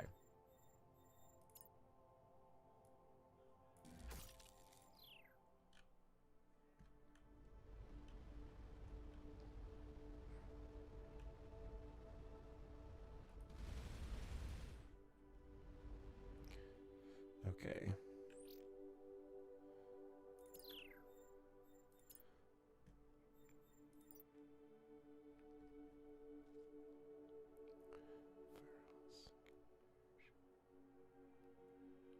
I'm looking for... I'm firing my lasers. Okay, mouse 3 is this one. Is there a way to...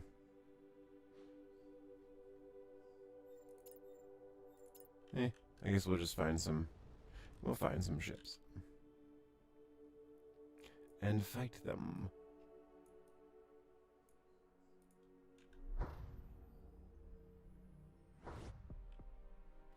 Yeah.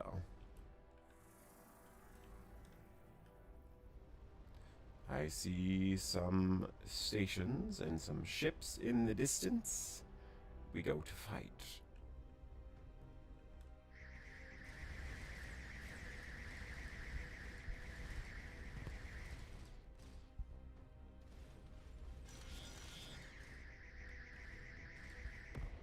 Yo.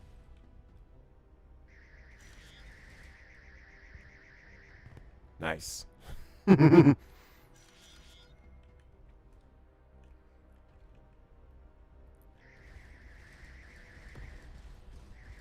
Yes. My the lasers are very nice. I like it.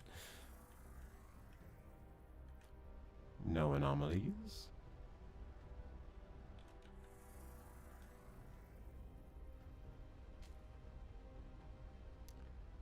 Small ship.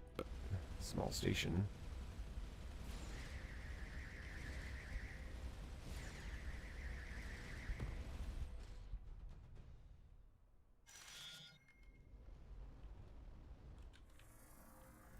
I want to see if I can find some more titanium around here.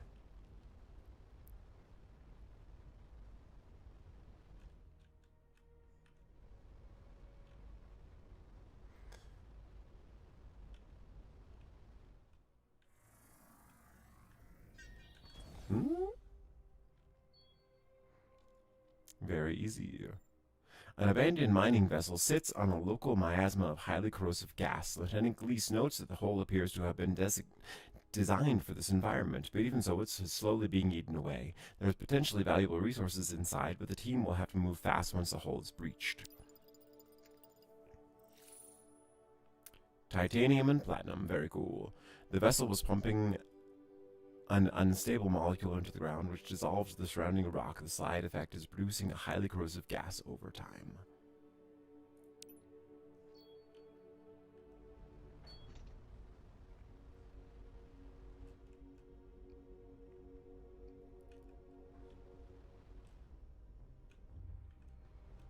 Oop.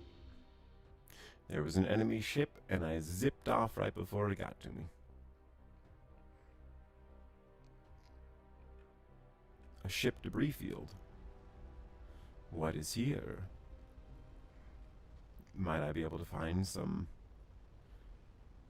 more resources? Yo, lots of debris. I hear a mine.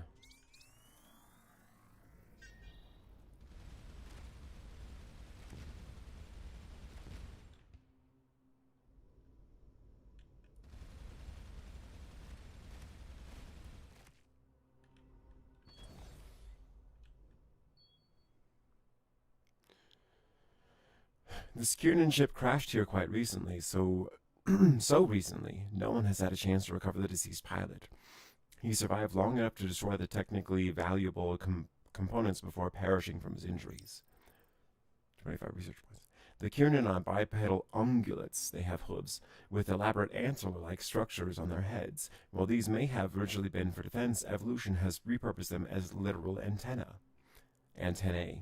It is likely the Kiernan can both perceive and transmit EM signals, allowing for telepathy-like communication.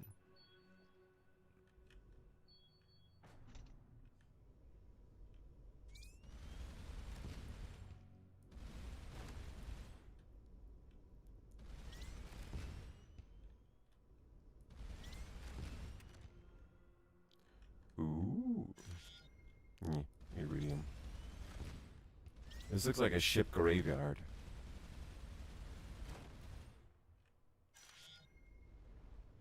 Titanium is important.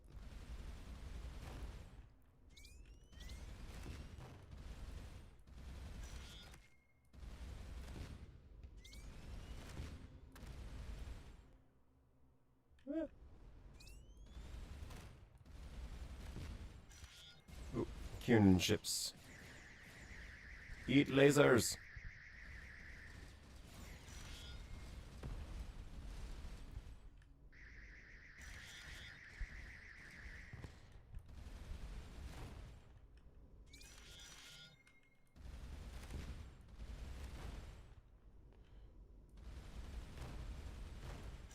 It is a real bummer to have a mine hit your ship. It's very not fun.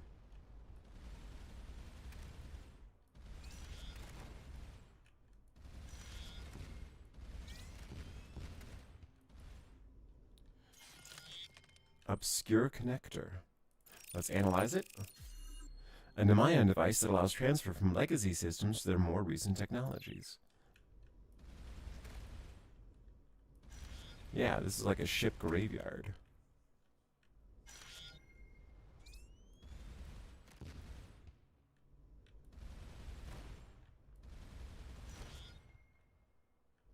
Let's investigate. These ships have taken a lot of battle damage. The valuable components from the particular ship have been either stripped away or deliberately destroyed by its crew prior to abandoning it.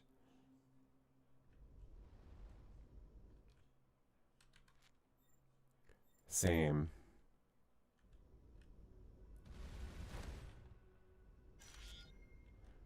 Yeah, this is like a big battle fleet. Aluminium.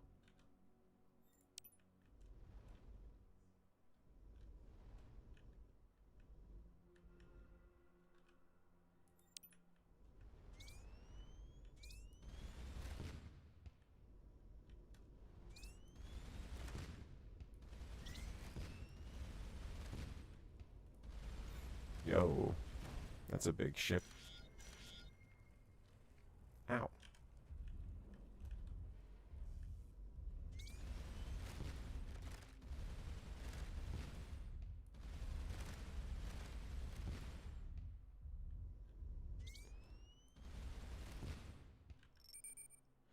The command hub of this Namayan base ship is more or less intact, apart from the large blast hole exposing half the bridge to space. The remains of several of her crew remain at their posts in punctured vacuum suits. The blast damage that penetrated the hull is inconsistent with any Kiernan weapons I've seen. Most of the ship's sensitive logs have been purged by a clever fail-safe system, although the valuable command core's resources are intact. One crew of the command crew apparently kept a personal journal on his person, though. Most of the entries are complaints typical of those in military hierarchy, interspersed by love poems about someone named Hylax. One late entry seems unusual. Returning from the Pale Iris system, to be so close to our home world and not to be able to see my dear Hylax was disappointing. But Anaxralan insisted we could not risk a visit.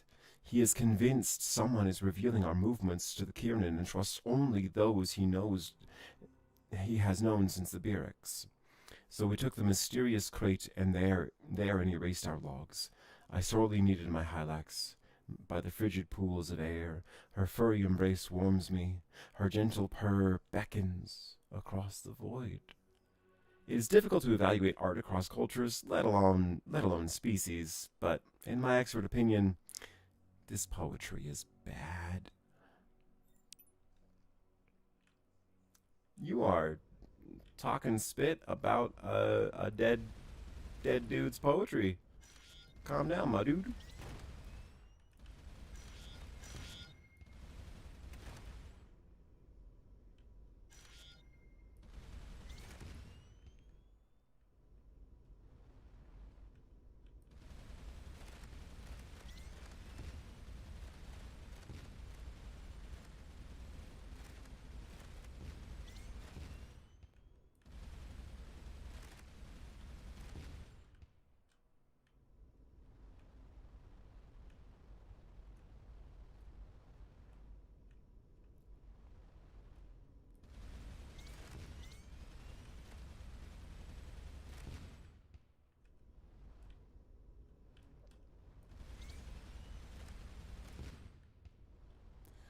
Okay.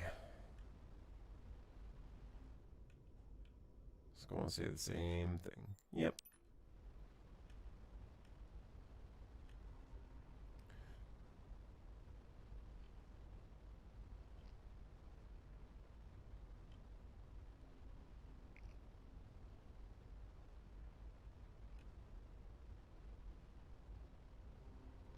Kiernan Charger. Oh, these are still real. Okay.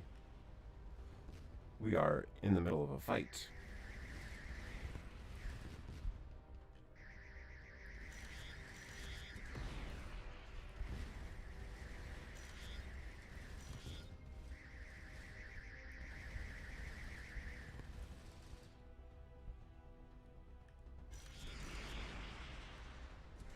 Yo, Chirolite.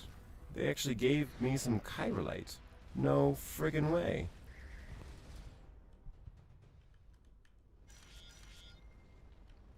I can, like, build some reactors and stuff now.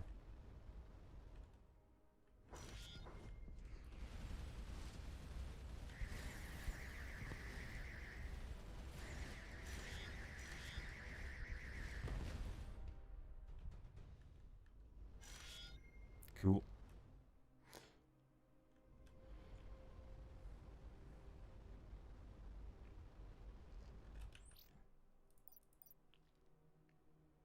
Yeah.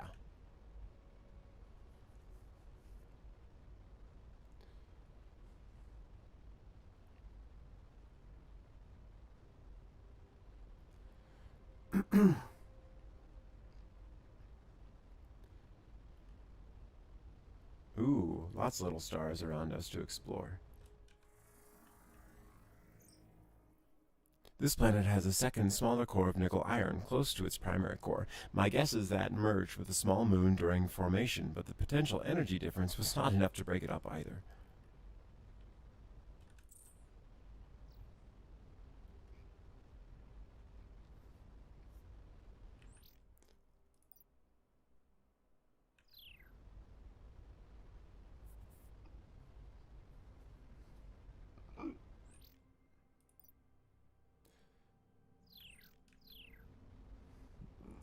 Man.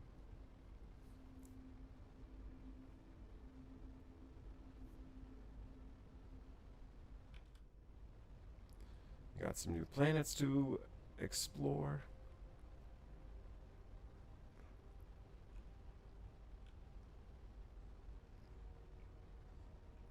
And a warp gate. A new eye to open. A terrestrial planet.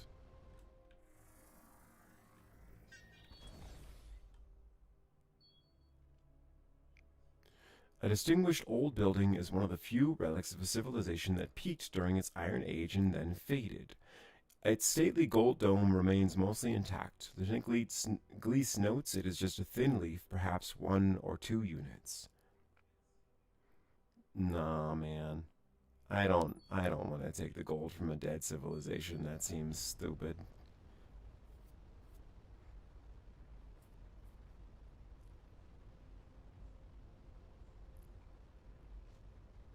Sometimes I think, I don't know. I know this is like a resource-based survival game, but like 1 or 2 units of gold, I can trade for that later, right? I don't need to. I don't need to. I don't need to strip it from some dead culture.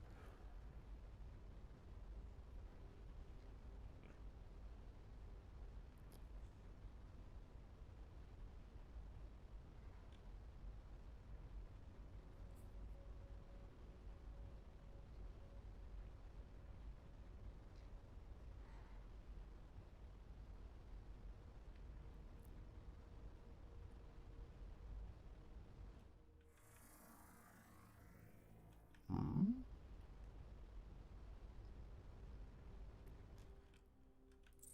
Let's fly out there.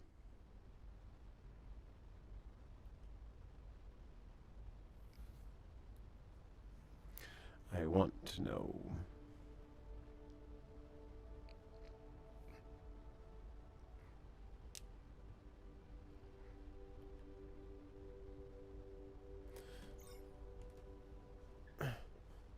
The altar to the bones. Sorry that came out of nowhere. I've been spending my downtime reviewing various artifacts we've found. Yes, and? Remember the altar we found in the sandstorm, the altar to the bones? With the machinery inside? The Universal Translator had assumed a religious context. Looking at it again, I think the altar is an astrolab. An astrolab pointing to where the bones were taken. Okay? Now we just need to find the system. Let's see. There's a star and some planets. Little help perks.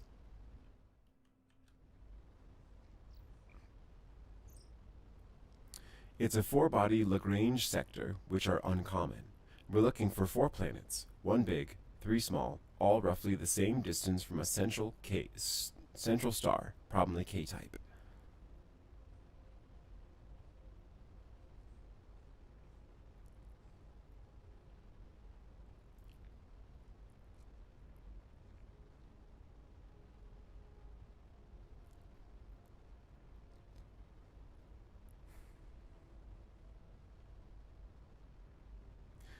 I just remember there's also like a planet anomaly somewhere that has a shielded space station circling it. I think that if I can actually successfully roll on that one, I can get shields, which would require a lot of energy. Okay, I got a decent amount of titanium. Small chunk of aluminum.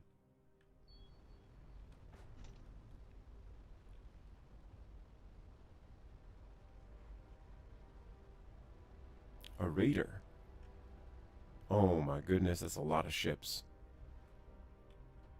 Eh, not that strong though.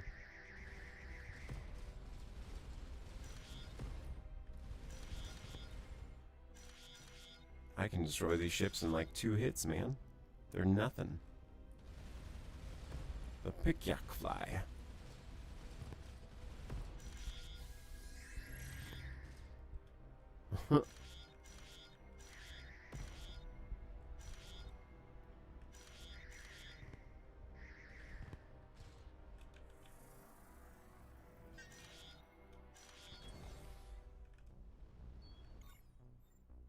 The planet has numerous fallen empire arcologies across its surface. From the lander's approach, it is clear that many of them are actively being searched, presumably by the devout. The team scouts several locations across a wide area. There are countless dusty passages and sensor echoes make it impossible to get a fix on the anomaly location. So I can probably come back to that at some point.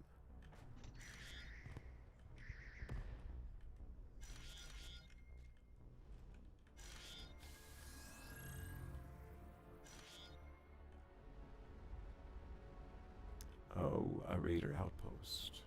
That's not very big at all. That's what she said.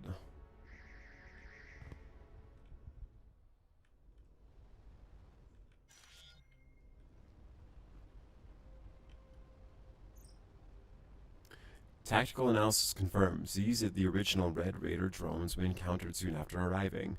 Not so much of a match for a Void Trader now, though.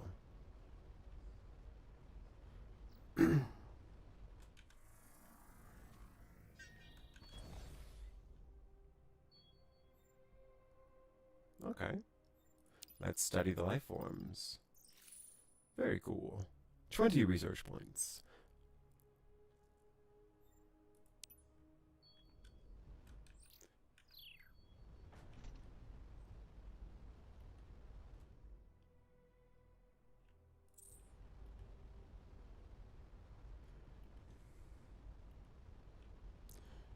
We're flying!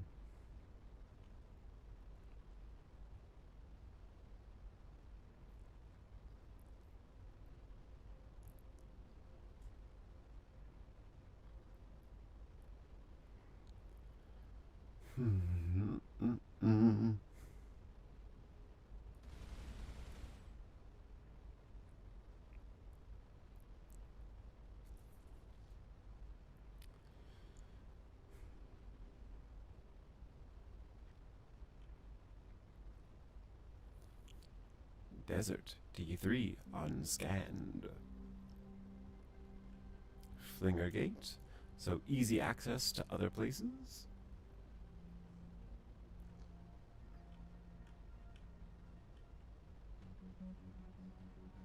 Ooh. I hear the sounds of combat. Lots of Raider destroyers. Holy cow, lots of Raider destroyers. Not very tough, though. Not for my ship, now.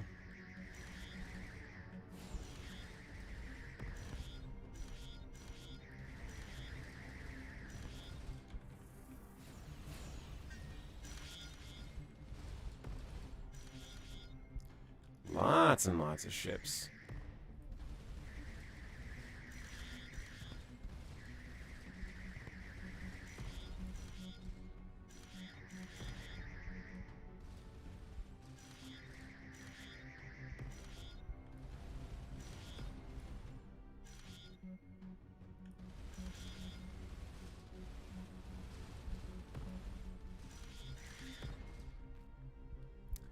Easy fight, easy life.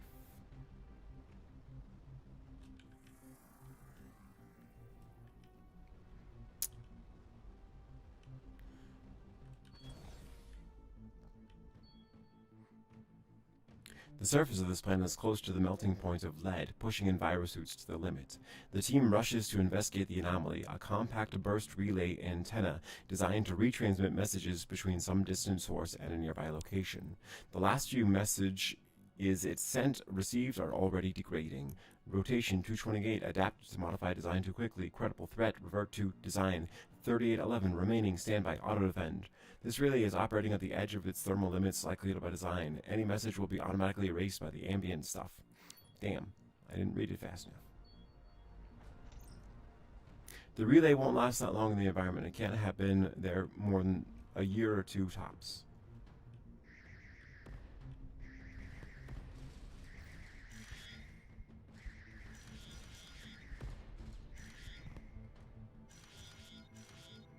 Bam. I'm just flying through these like a... I am zooming through these ships like a fly swatter. Melting. I don't know why you would melt a fly with a fly swatter, but that's not the point.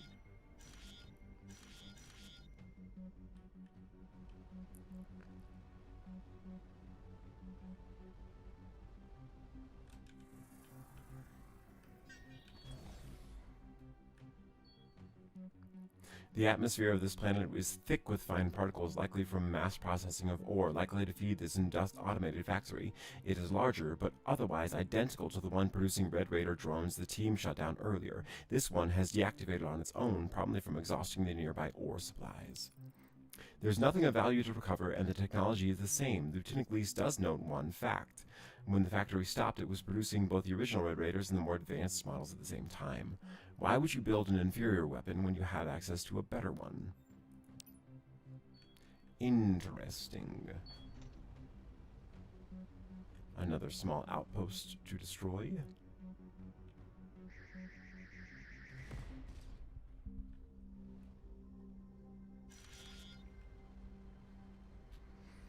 I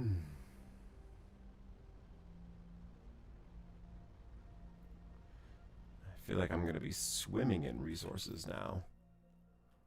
I got a decent amount. Lots of aluminum. Decent amount of iridium. Need more ethylene. Definitely need more neutronium. I haven't found good sources of neutronium yet, so we'll have to keep exploring to find them, I suppose.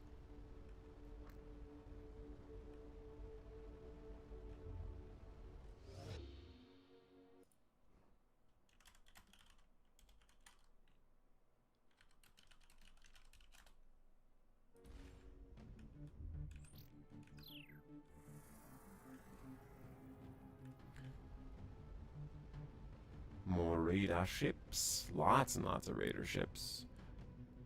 No match for me, though.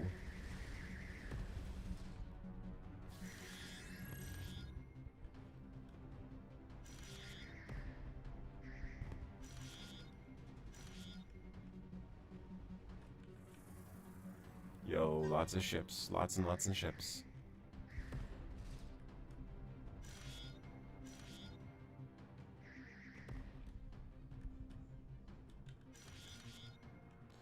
Potential threats in range.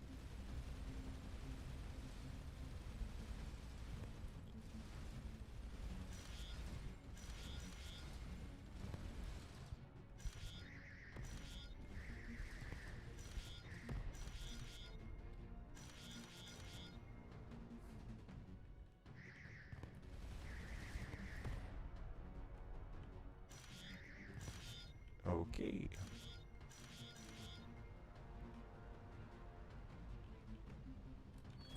Go, launch the survey team. And the impressive decay of the fallen empire architecture never ceases to amaze, although at this point is becoming less and less illuminating. Vast, white, and almost devoid of distinguishing features, the team could spend decades exploring its catacombs. This example, at least, has recently been the site of some sort of organized encampment. A small cache of weapon systems suggests to a possible temporary military staging area.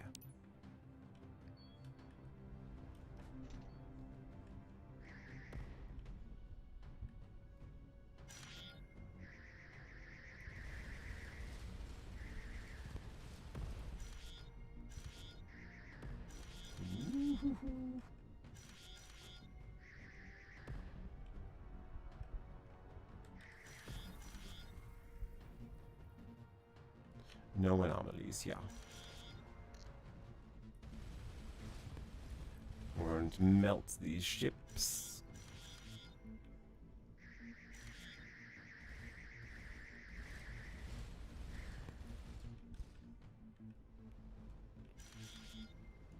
This is interesting.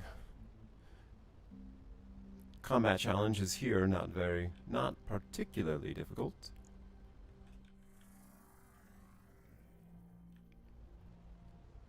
Kind of fun to be able to just run through some ships quickly.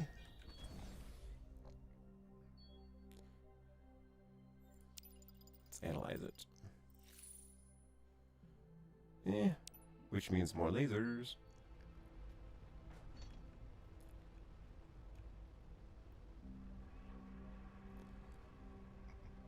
I see a ship way, or a base way in the distance.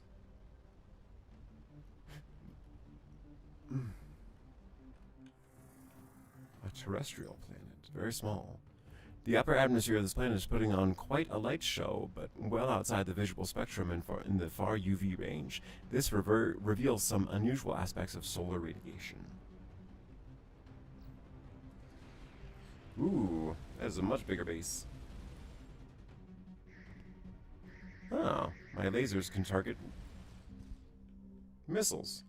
That base was destroyed in like 2 seconds. Yo, neutronium, cool.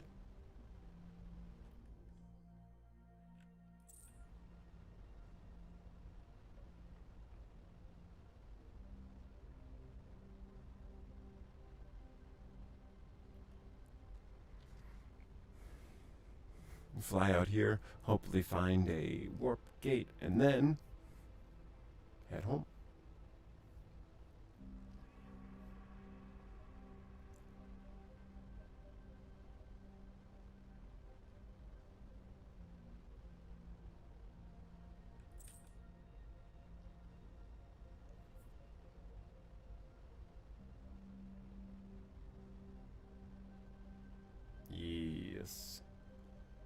There's a wormhole. Perfect.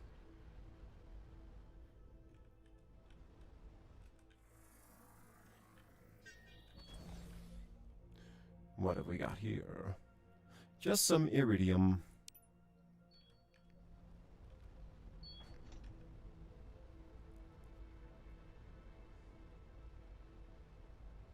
And a flinger gateway.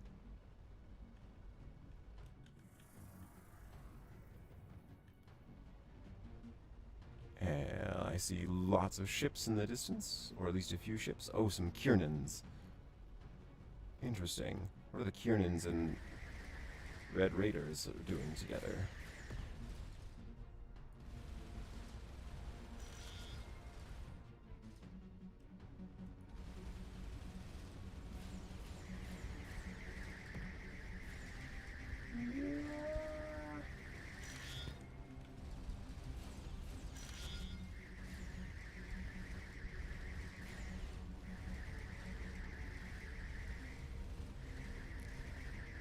So apparently my battle stations is also giving me a lot of extra energy.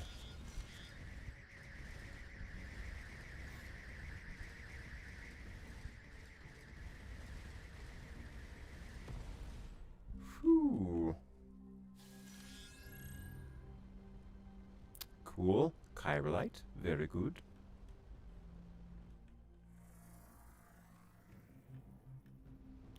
More Kiernan.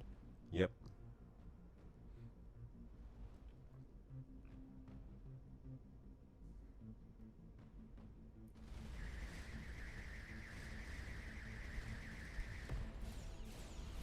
Yo, big guns, dude.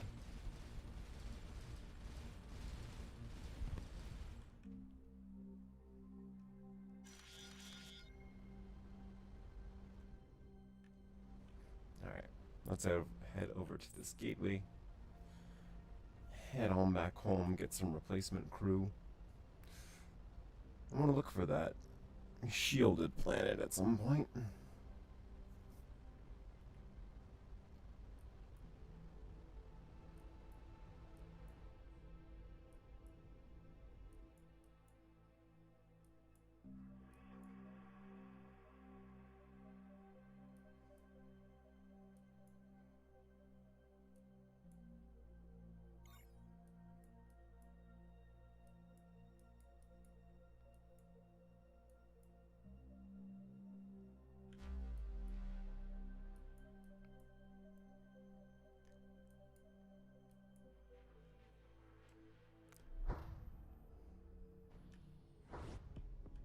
Elite interceptors.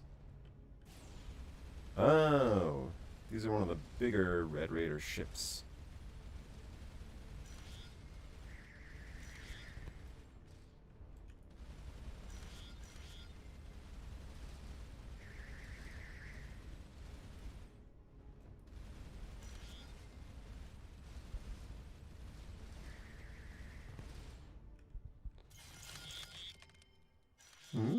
A shield matrix. Ha ha ha.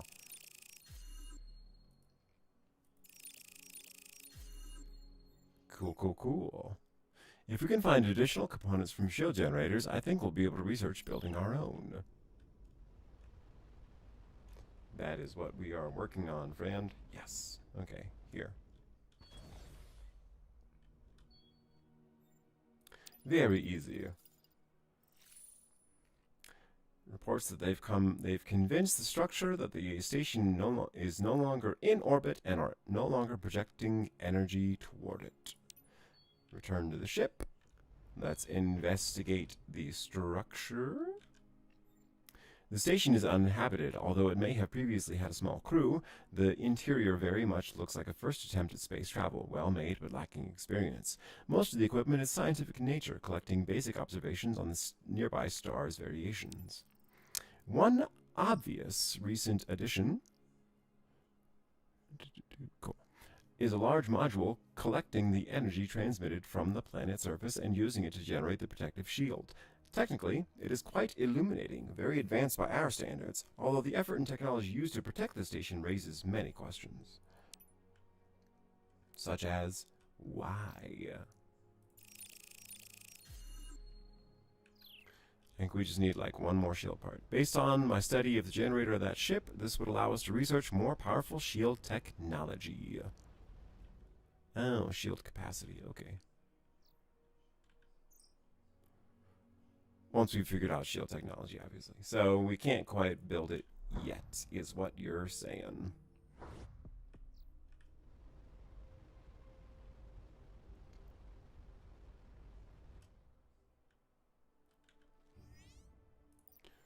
Ooh.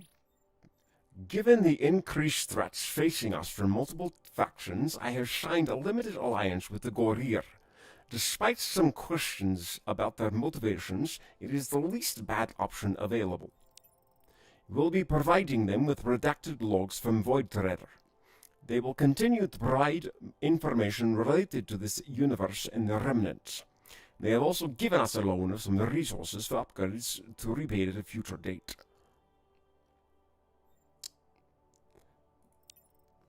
My thinking as well.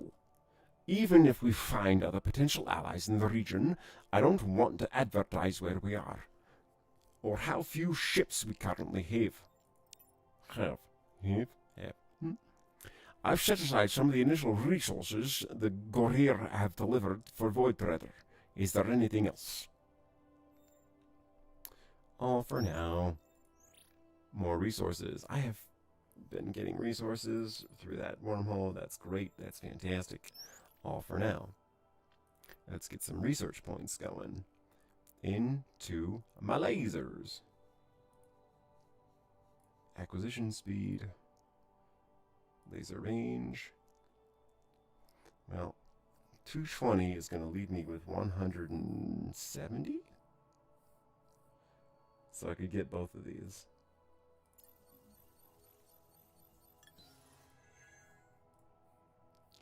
Faster acquisition speed. Let's do it.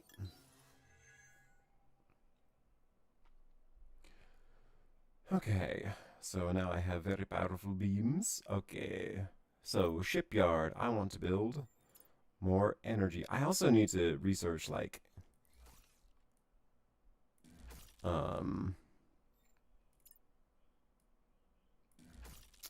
what was I thinking? I don't remember. Oh yeah, I need to also see my heat.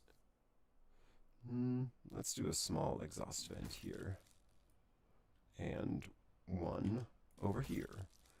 It'll help to keep my lasers cool. I might even end up putting a couple more lasers here. No, because I'm going to need a much bigger space. So, forget that for now. How much gold do I have? 35 gold. If I strip that, that'll be 20 gold, so that would be 55.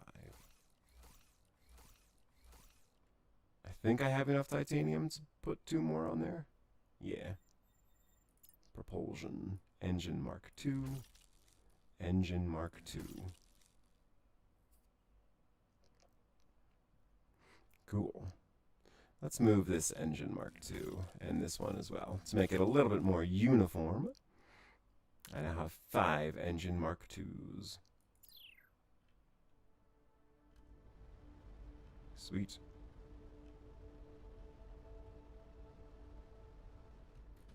Feels faster already. Okay. Hello, Courier. We'd like to trade. I actually don't want to. Well, I do want. I want neutronium at some point, but I don't want to pay that much for it. Let's see. Where did we come from?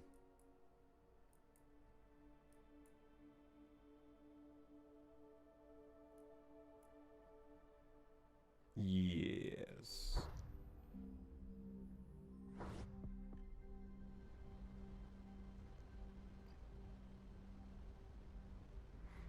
So, we need to blow up some more ships that have shields on them. Or stations that have shields on them. I also need to play a song.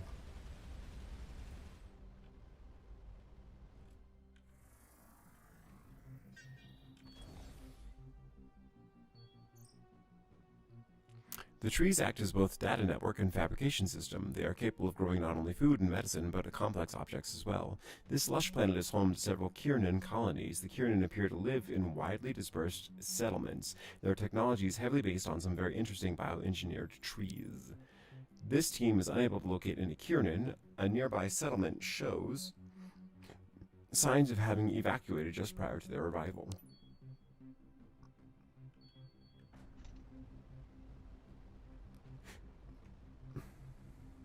I see some Kiernan scouts. We're going to test our new lasers out. Yeah, that is a lot faster acquisition. Great.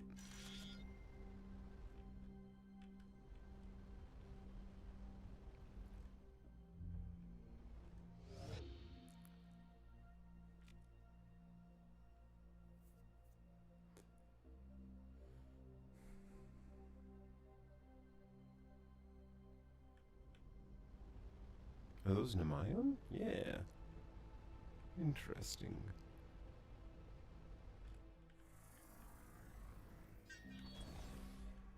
I see some ships that I can battle against. There are too many variables here, to determine the root cause, no pun intended. This planet has experienced an environmental catastrophe based on the dendrochronology, the quote tree network that was the foundation of the ecosystem died very recently, certainly within the last year. Most other plants and animals soon followed. So it was some kind of cascade effect. Yo, that is a big Nemayon ship.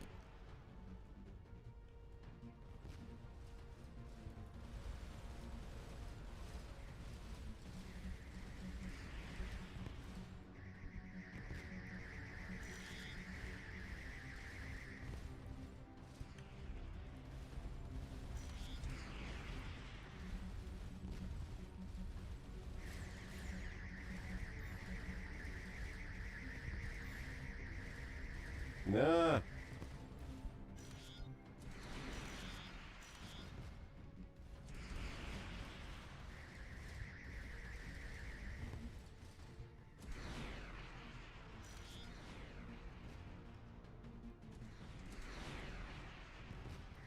Gold.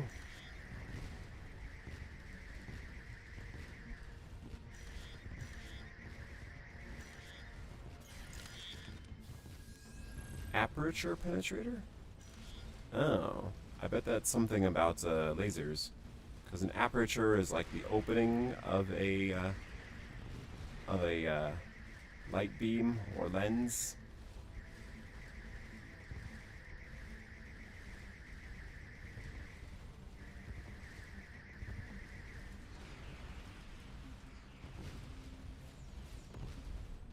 Aperture science? Anyone?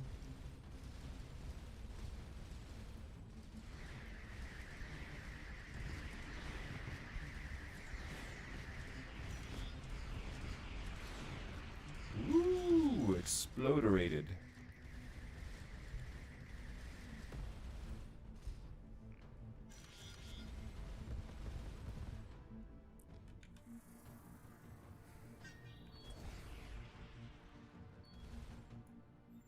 Another Kiernan forest world. The colony the team lands near is completely evacuated. Huh. Why are they evacuating? Are my Nemayon friends being dicks? They better not be. I will destroy them as well.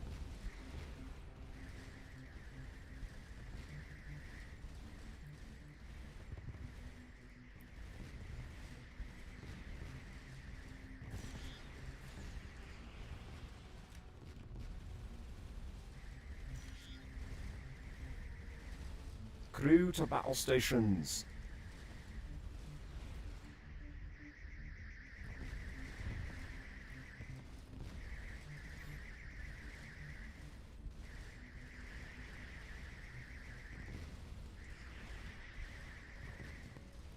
Got him. Another critically injured friend, unfortunately. A gas giant. Skimming a few hundred kilometers above the... So, some ethylene. How much do I have now? I got 10. Ooh, aperture. Allows precise targeting of a beam weapon. Analysis of this item allows us to research a new technology in the laser weapon branch. Perfect.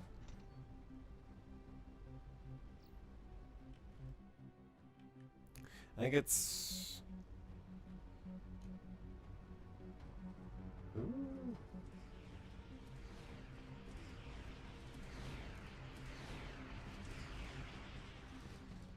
Getting a little bit of lag here. Whoops.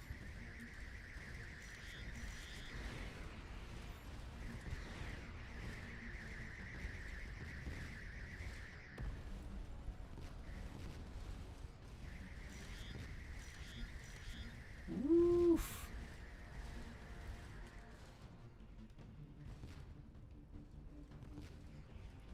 Okay.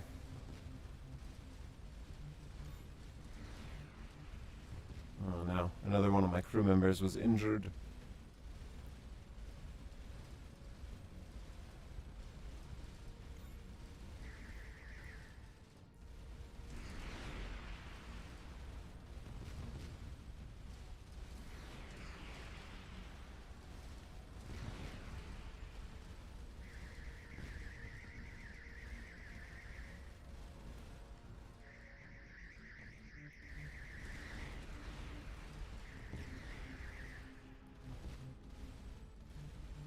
Oh no. Piloting of the ship can be a little bit difficult.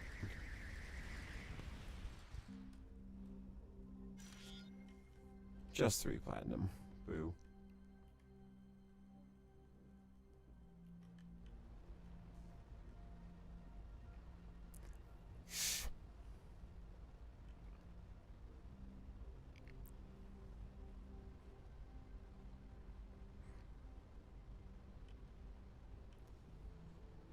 Oh. I have another unscanned planet over there. Let's go talk to the Nemayan. See what... Why are they here? Why are they in Kiernan space? What are y'all doing? We'd like to trade. Ah, you sell gold. Oh. Ooh. Could sell some gold. Sell some aluminium. Yo. Let's get down to 600, because I don't think I'm going to need a ton of aluminum. But then I can also, you know, buy some other stuff. Execute it. Exit. End communications. Now I can build another engine, should I so choose to. I don't have, like, the space for it yet, but one day, when I do have the ship size for it, I can. Although my ship looks a little bit like a mountain right now. I kind of want to redesign it. Zip.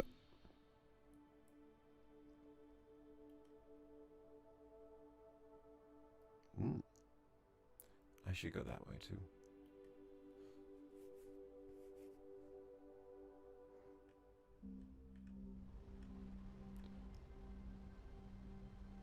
Some planets with no life around them.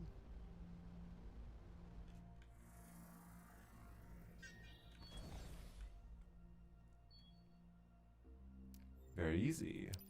Let's search for resources.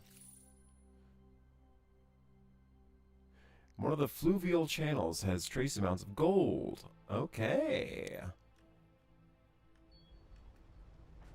We just got a lot of gold, even though we just traded for a lot of gold. Boo.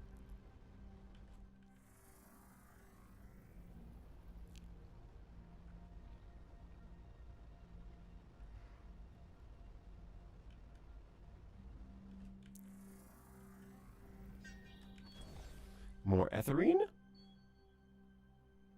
Yep.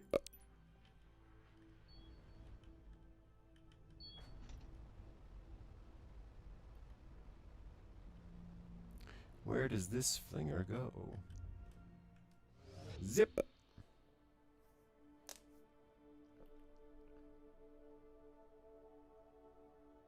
Yeah, I want to go there eventually.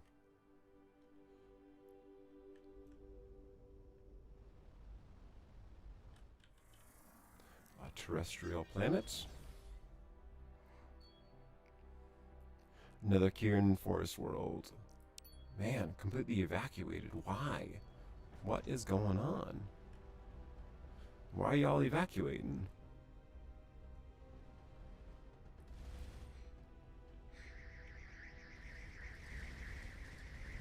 Uh-oh. It's a lot of Kiernan.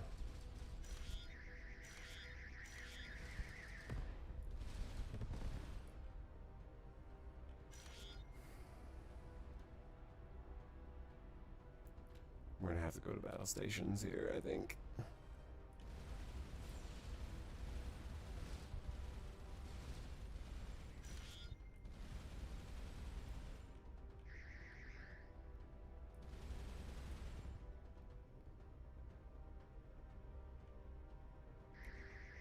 Zip.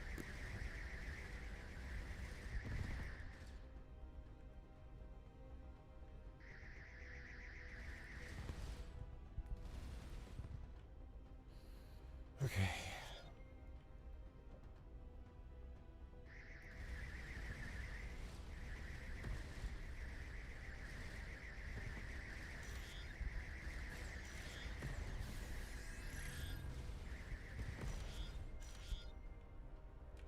Hit that battle station button. And take out this dude's lasers. Okay. Took out the laser. No, don't turn on cruise mode.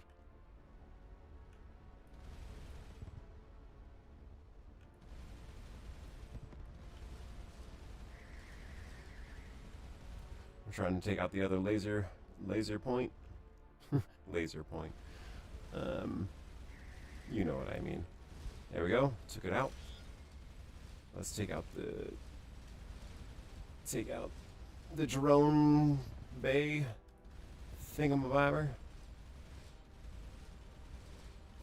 Put as much firepower as we can into that. Took it out. No more drones. You are a carrier with no drones.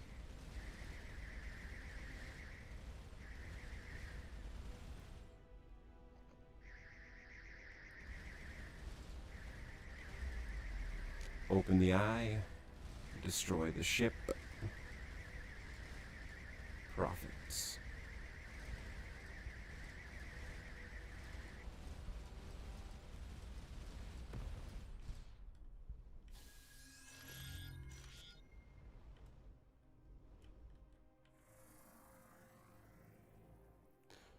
No anomalies detected.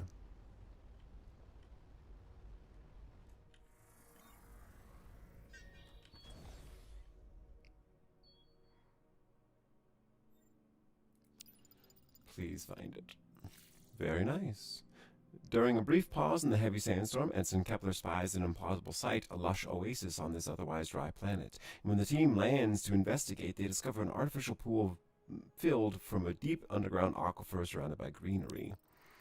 At the bottom of the clear water is a large stone slab covered in writing which translates as...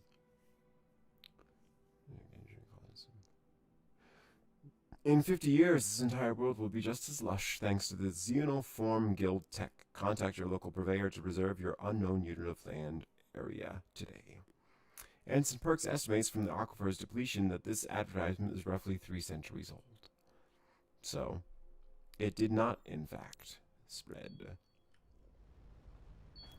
Capitalism. Even in space. Buy your own little planet. Your desert oasis.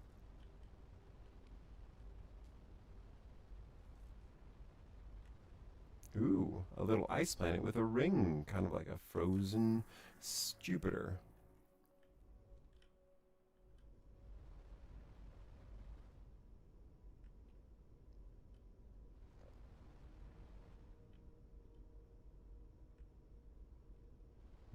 to say?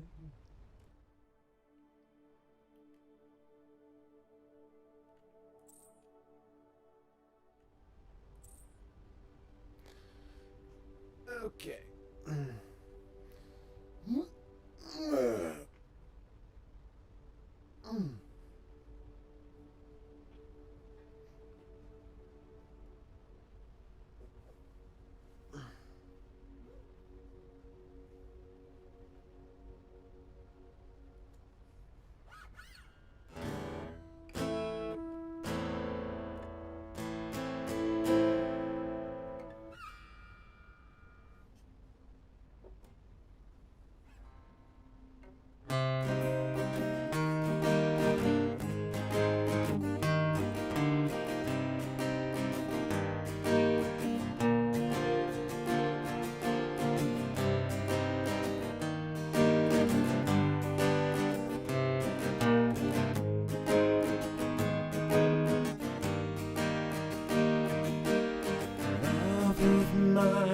Someday you will die, I'll be close behind. I'll follow you into the dark, no blinding lights, tunnels to gates of white, just our hands clasped so tight, waiting for the hint of a spark.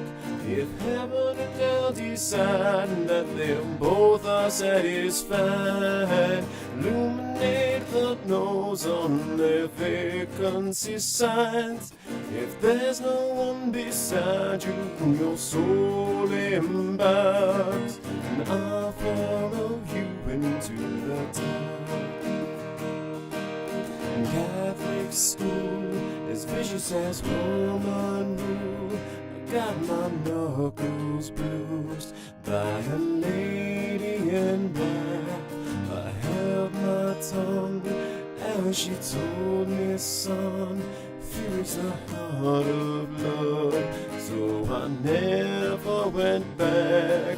If heaven now decide that they both are satisfied, illuminate the nose on their vacancy signs. If there's no one beside you when your soul embarks, I'll follow you into the dark. You and me have seen everything there is to see, from Baghdad to Calvary, and the soles of your shoes are all worn down. Time for sleep is now, it's nothing to cry about, but to hold each other soon in the blackest of rooms. Heaven and hell decide that they both are satisfied, illuminate the nose on their vacancy signs. If there's no one beside you when your soul embarks, I'll follow you into the dark, and I'll follow you into the dark. Yeah, I can do that.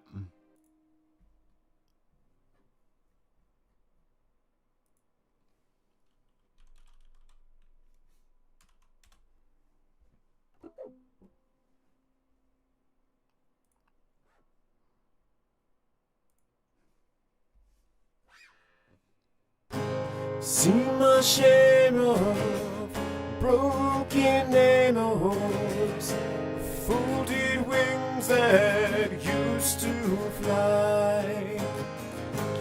They've all gone wherever they go, broken halos that used to shine.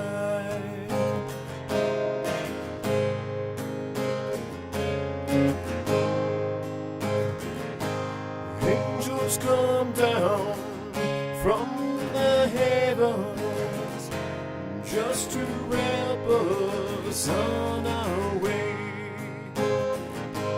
Come to teach us, then they leave us and they find some other soul to save.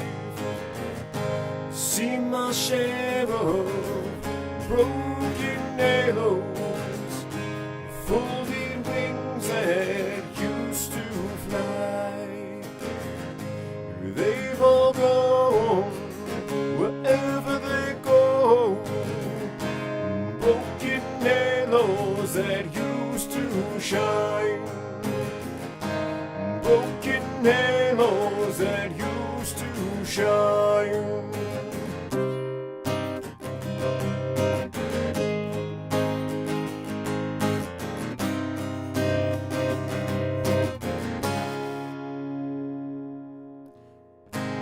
Don't go looking for the reasons.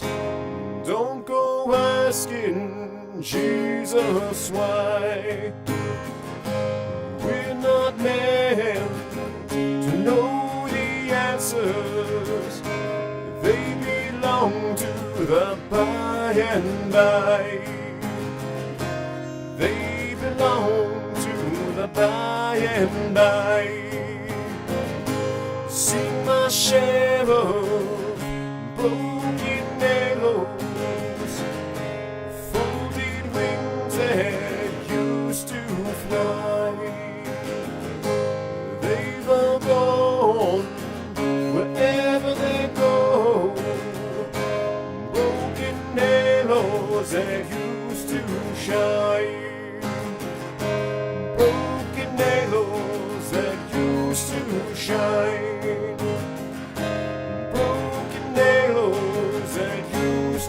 Shine, broken halos that used to shine, broken halos that used to shine.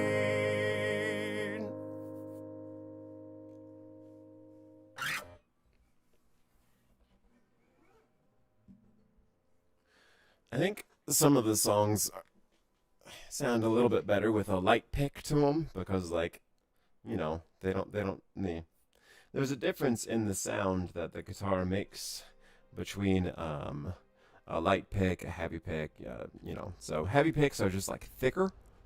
Thicker is usually better. Am I right? But it makes the strings sound a little bit harsher.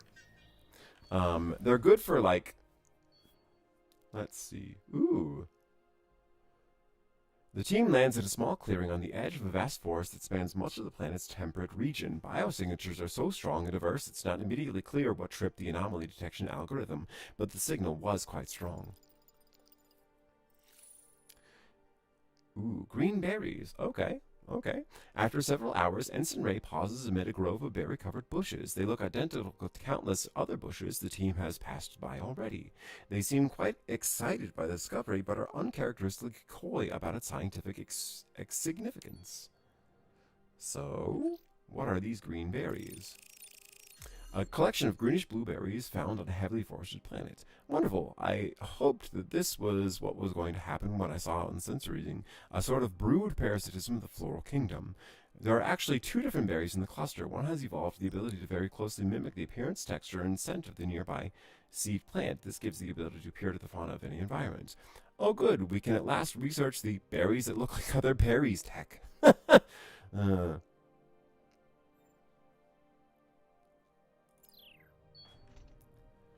Maybe that's the reason that some of the places are being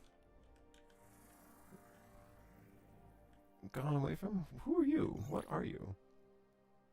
Greetings, Commander Lockwood. As Special Guild Envoy to Sefaria, I am compelled to alert you that you are approaching Sefarial space. Who or what is Sefarial? I am not permitted to divulge information on that client. But I can reveal that while Void Shredder has developed a formidable reputation, they are far more powerful than you or any other power we have seen. As they readily remind me, we are but insects in brightly colored holes that they could smash at a whim.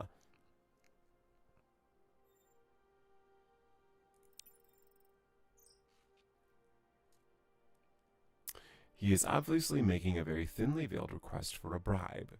The guild prefers its members not conduct any business unofficially, but as I have been Safarial envoy for 1,000 cycles without advancement, I could be persuaded to risk reprimand for a substantial consulting fee. I would only discuss guild-approved topics, of course. Very nice. 20 iridium. I can see that you are a species with great discretion. 20 iridium is my lowest possible fee. Sure. I have deactivated my ship's recorder for your privacy. Now, regarding the Safarial. We know that they have existed since at least the early days of the Empire, if not much longer. Supposedly, they were on a path of advancement that would lead them to rival the Remnants. Instead, they decided they had reached the perfect state and chose to remain unchanged. But these are rumors and legend. The known facts are, I do not exaggerate their powers. We have seen them vaporize a fleet of enthusiastic devout missionaries in a moment. If you are hoping that I would reveal some weakness, they have none. They are uninterested in civilizations outside their tiny sphere, save for an occasional request for specific remnant artifacts. For this reason alone, they maintain contact with the guild. Even this curiosity is fleeting. I delivered a Trelonian fragment to them 100 cycles ago, and last I visited, they had yet to even open the container. In conclusion, do not waste your time here. You will either end up dead or disappointed. They requested to see an example of one of these fragments. They paid in advance. When I delivered it, they seemed to have already lost interest. It is difficult to tell with them. I partly suspect they never wanted it at all. They simply find it amusing to wave their infinite wealth and power in front of me. In theory, they take little notice of my visits unless they have some demand, which is quite rare. But such a theft would carry great risks, and who would I sell it to? I would need such a sum of iridium that I could retreat to a distant system and live like a guild master. It is such a fantasy that I have not even contemplated what amount I would ask. 200 iridium, a non-negotiable half up front. Again, let me remind you that the Safarial will vaporize any ships they see, but mine. Okay. Let's save. That way, if we do get blown the F up, we don't lose too much.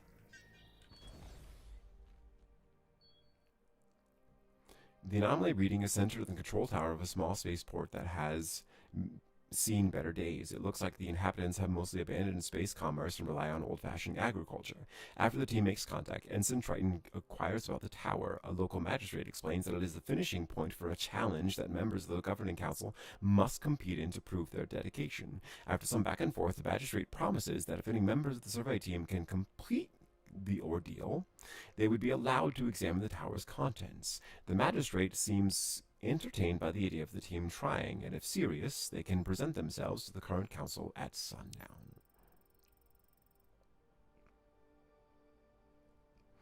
In the council chambers, Ensign Ray observes that the members have a distinctly different phenotype from most other inhabitants.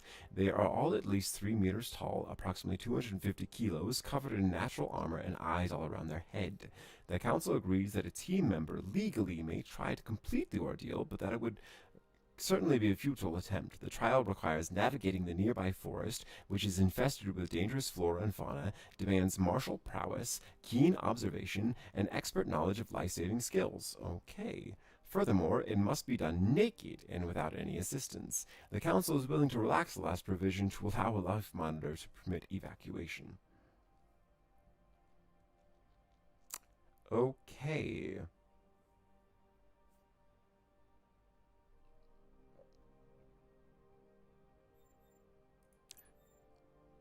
On second thought, maybe a different time.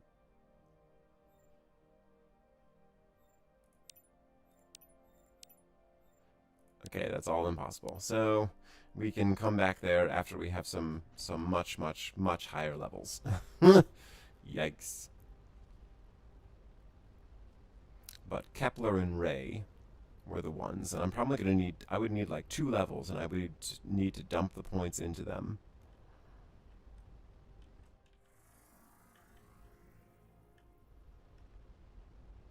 Safarial Throne. Yo. Oh.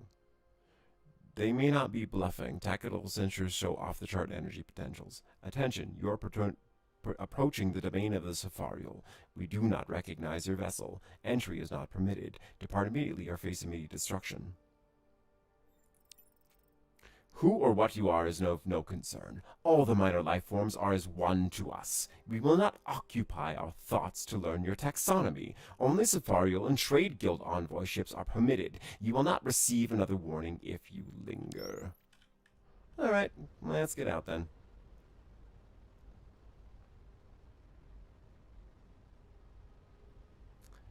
So, Guild envoy.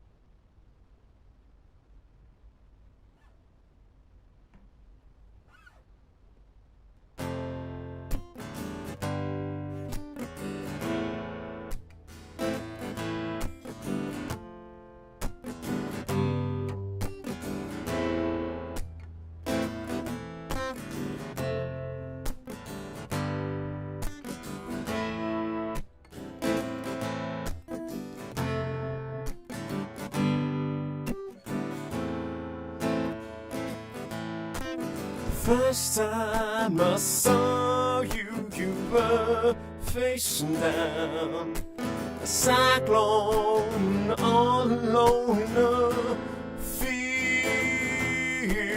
of yards and clovers you kept chasing on. Never thought you'd wind up chasing me. Well, settle down, I won't hesitate to hit the highway. For you lay me to waste, no, settle up and I'll help you find something to drive. For you drive me insane.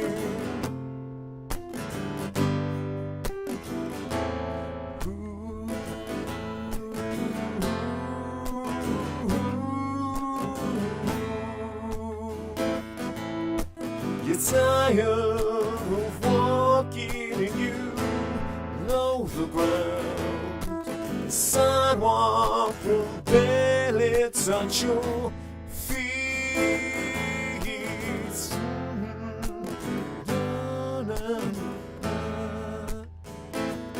With ringing hand, you take it out on me.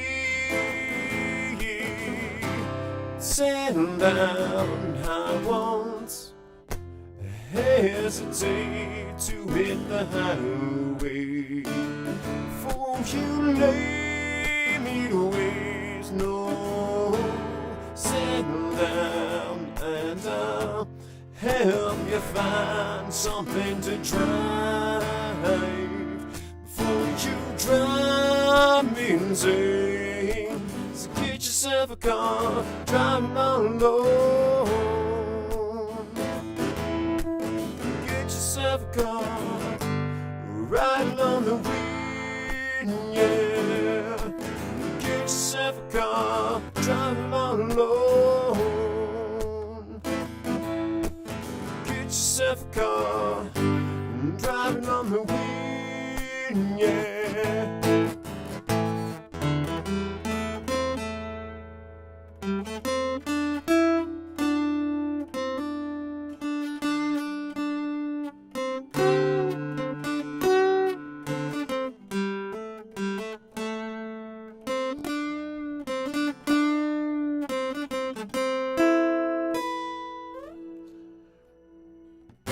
Settle down, I won't hesitate to hit the highway before you lay me to waste. No, settle up and I'll help you find something to drive before you drive me insane.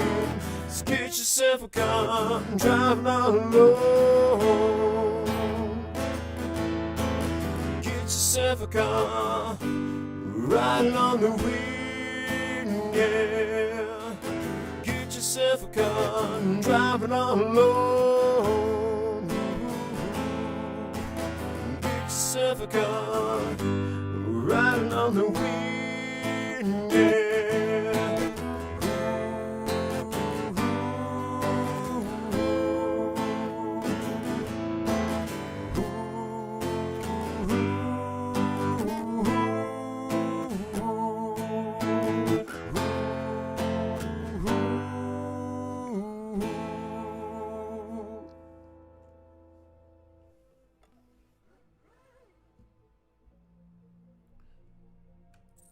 I'll take a short break so I can stand up and move around a little bit.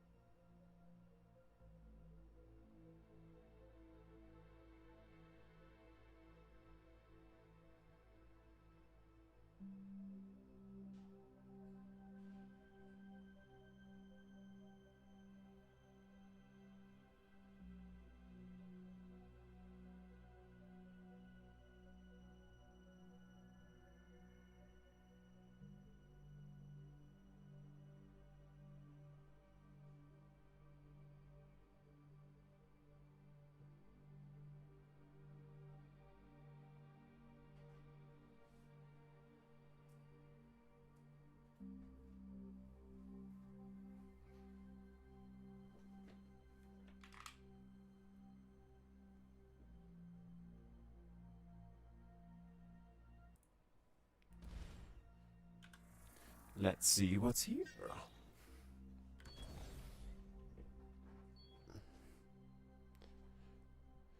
Similar chunks in post-combat debris fields when hull is ablated. Yes. Okay, so more high-energy weapon things.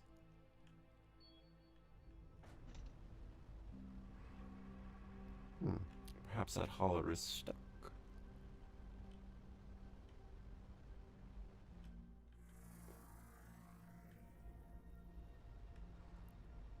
Let's go investigate.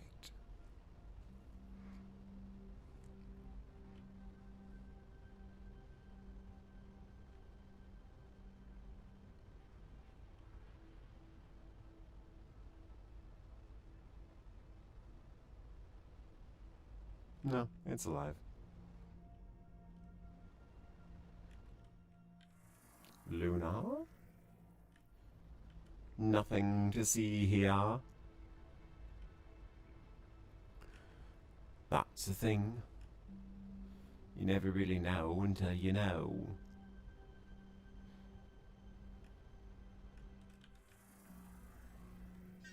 Yes. This was once a home to an agrarian society that subsequently went extinct. There is also an abandoned archaeological site of much more advanced civilization. Based on scattered data and logs, Ensign Triton concludes that Fallen Empire academics were looking for a lost civilization known as the Arcadians. The academics of the Fallen Empire had some very sophisticated cultural analysis tools. They learned a lot more from the site than I could have. They abandoned their studies when, after concluding the civilization was far too old to be a candidate. So the Fallen Empire was looking for the Arcadians. A brown dwarf.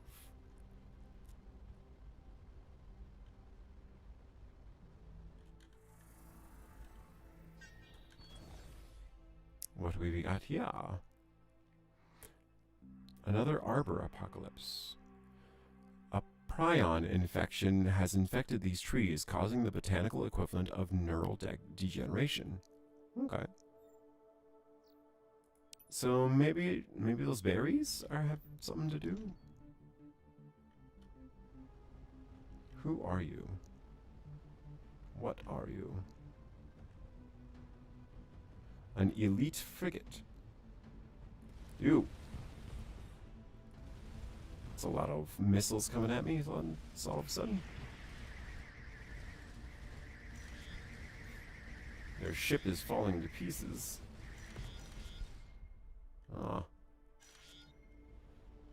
Got some aluminum, gold, titanium, and etherine. It's not too bad of a score.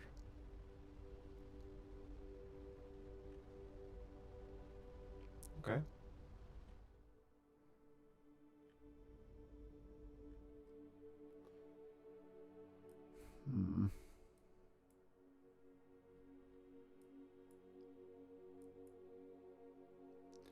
So where do we go from here?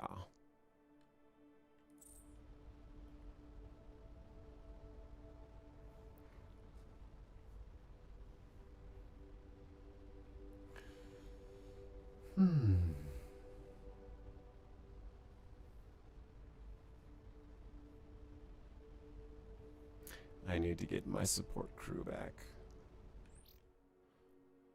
280. We should also go home first, I think, actually.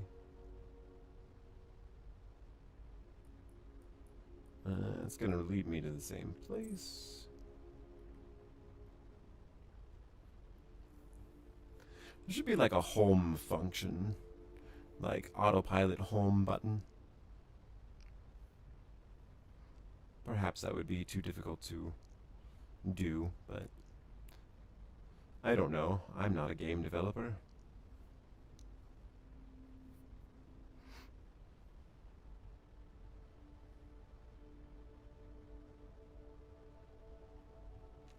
I can't even imagine how long this kind of thing would take to actually construct and make it look good and make it feel good and all that other sort of stuff.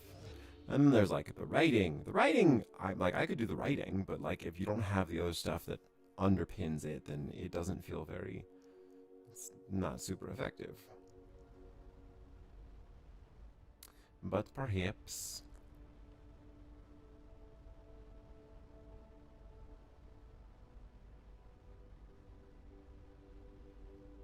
a lot of creativity and energy goes into game making, and while I do think that people should be paid fairly for their efforts, I also think that gaming has come under more and more um, corporatization. So the profits are not necessarily going to the people that make the games, they're going more so to the people at the top of the ownership structure. More resources.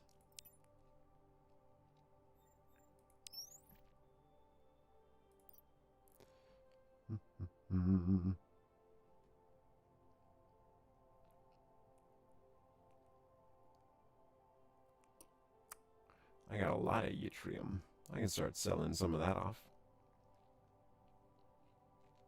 If I ever find anyone that sells neutronium. Go to research. Only 280. Precise penetration allows beams to shoot through partially damaged modules to reach targeted components. Increase in laser range. Fast acquisition speed.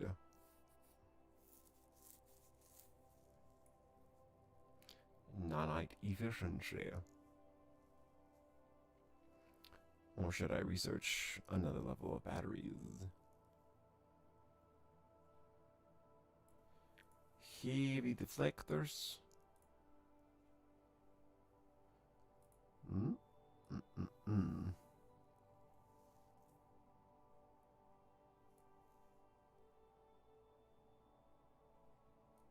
Or should I save?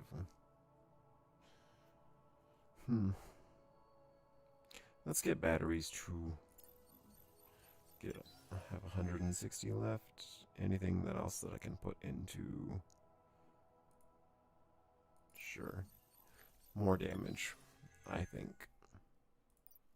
Shipyard. A mini battery. I might be able to put the battery off going that direction. Or I could put it up.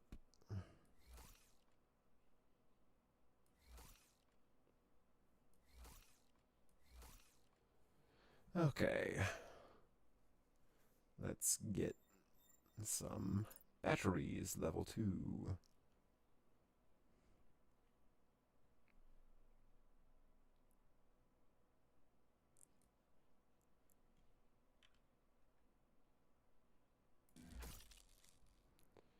Battery.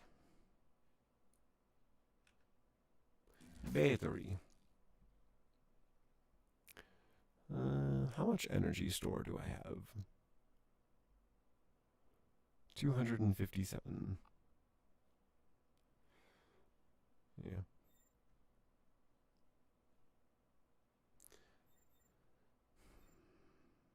Lots of gold.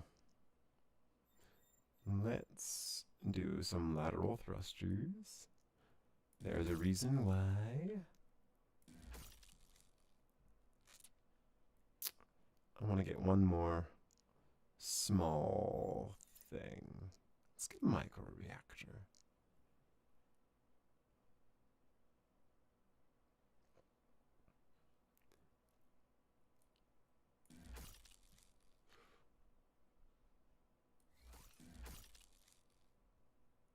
Nice.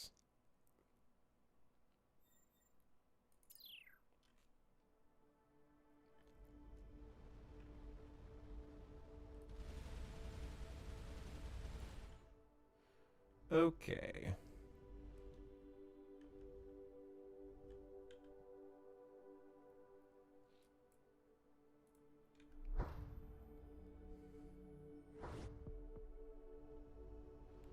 Still don't see my little CXTA hauler friends being damaged at all.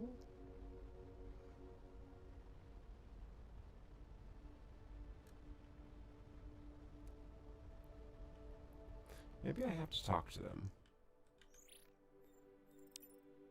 No. Okay. Can't talk to him. Doesn't do anything.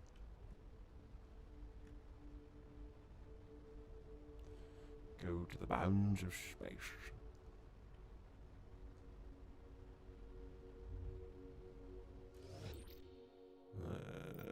missions. 200.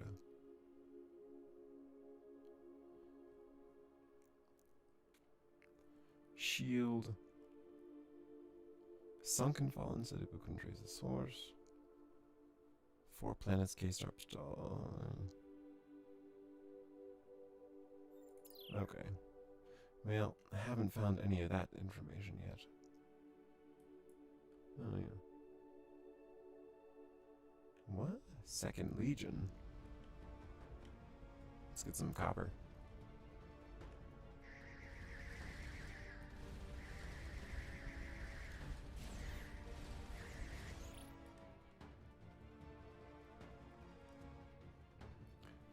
We have observed you being harassed by devout ships. They have avoided direct conflict within this region until now.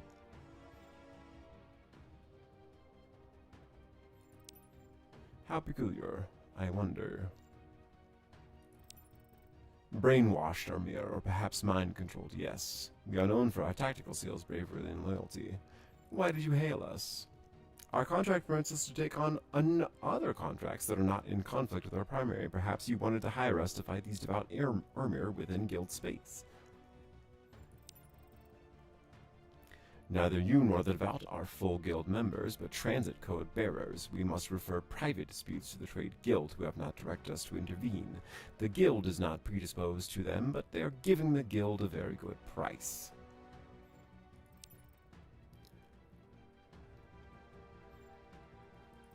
How much? The absolute minimum we could be hired about 100 units of copper, non-negotiable.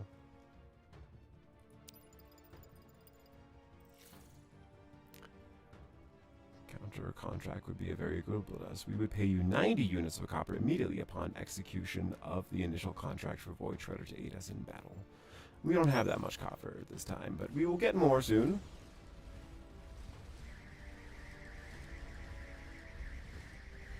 Because these dudes are going to drop copper for us.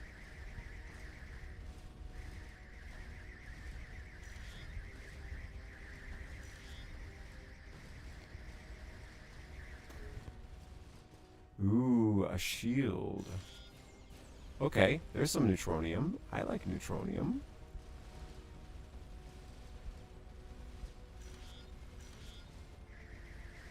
The more copper we can get, the better.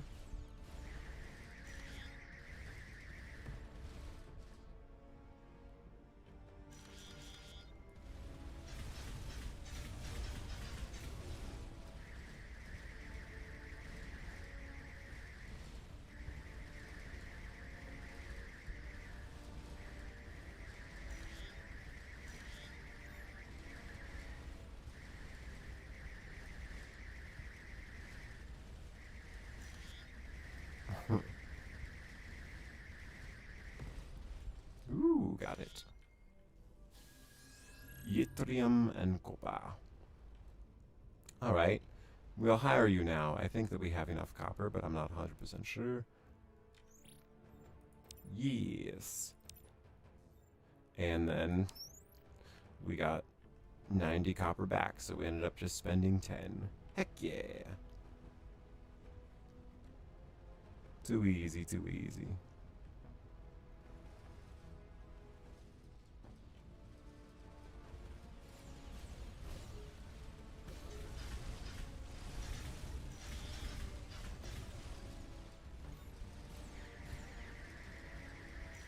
Cruise to battle stations.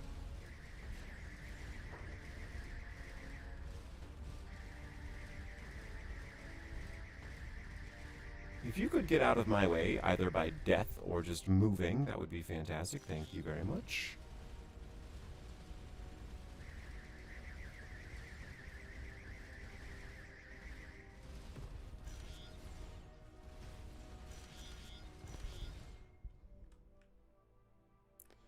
Cool.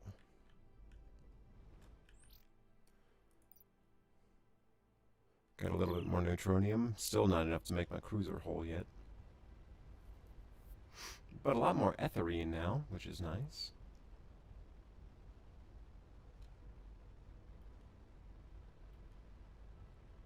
Let's do some more fighting. I want to get some more resources.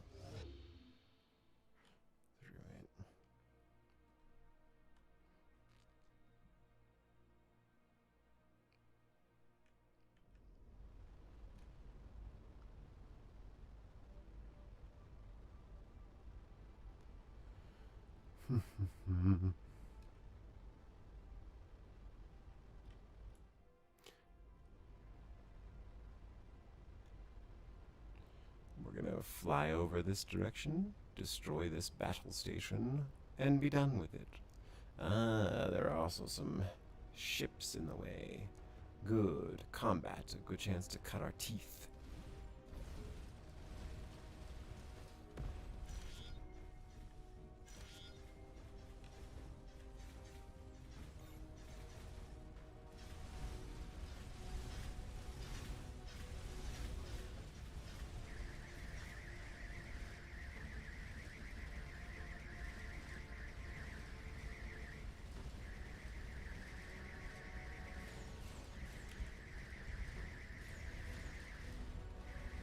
So battle stations also increases the energy that my ship is outputting, which is nice.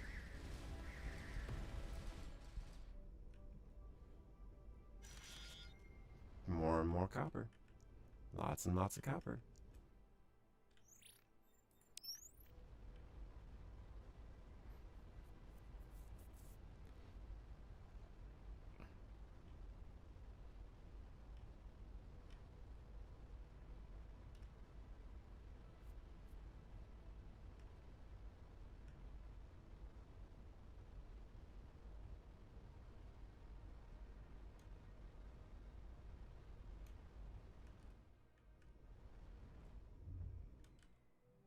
I missed it. Zip.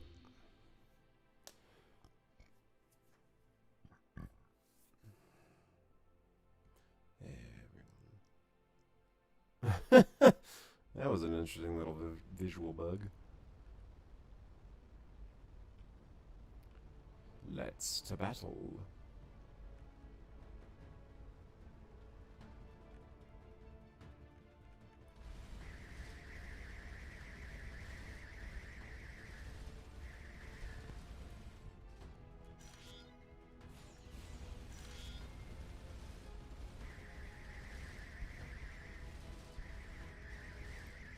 Some more etherine.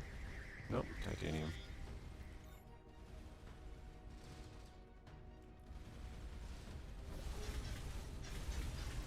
A shielded ship.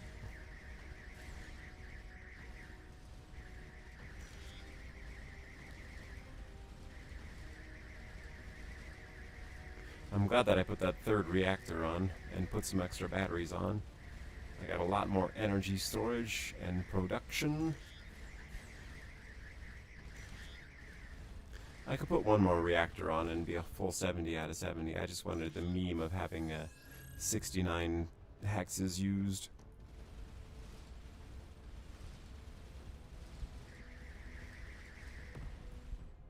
Goodbye, sir. How much copper do I have right now? Decent amount. Some chirolite.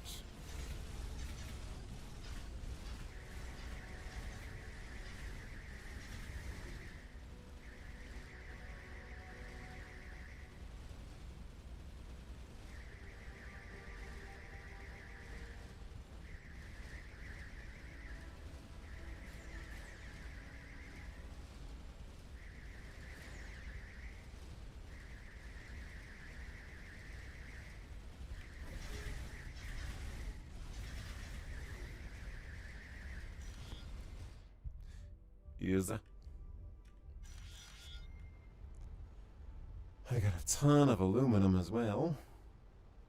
What can I trade ya for? Maybe some more iridium? Because if I get the iridium...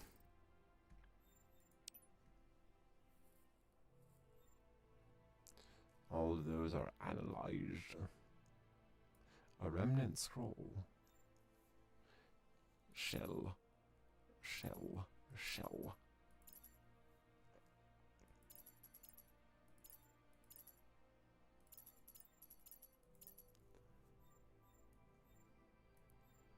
that scroll. I want to know what's on it. So 0.02 means that I would need to sell 50 supply to get 1 iridium. Boom. Mathematics. Simple.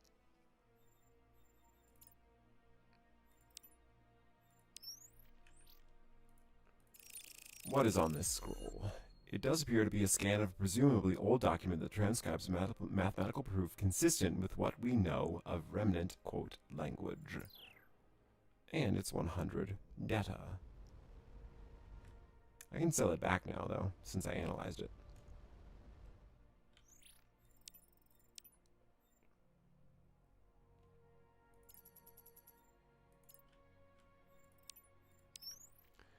And I need like 200 iridium. That's a lot of iridium, man. Running low on time, brother. Zip.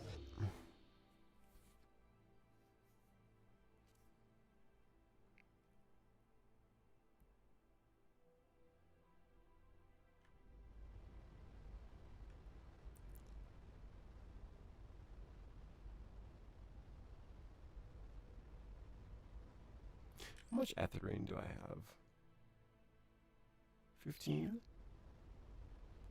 I think I only need an additional 10.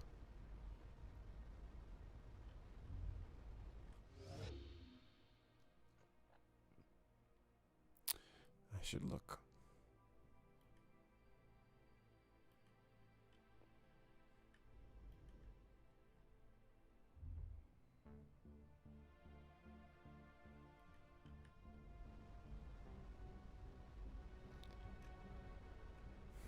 A second legion.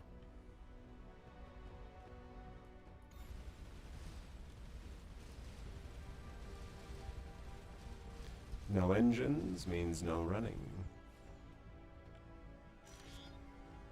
Ooh, Chirolite.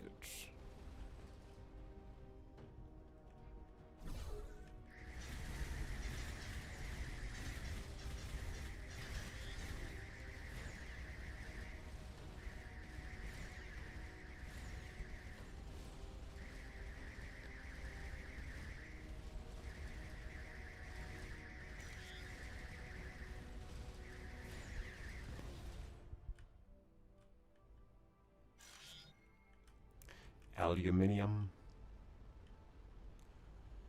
You know, if you happen to be British.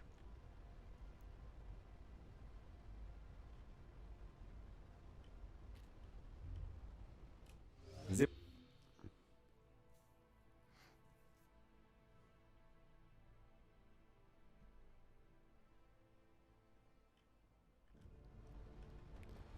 Let's get some more resources, friends.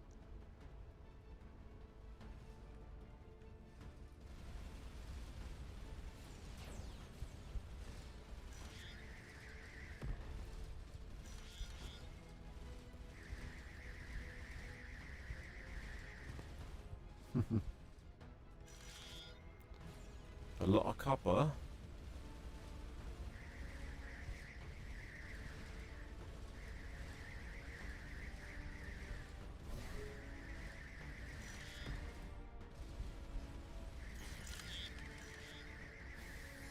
A shield projector. Mahaha.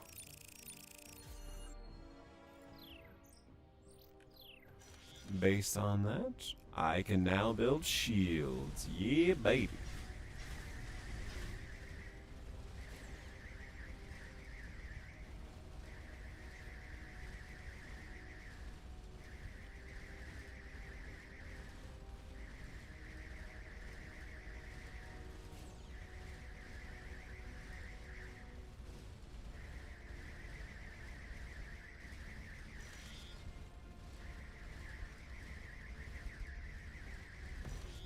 Got him.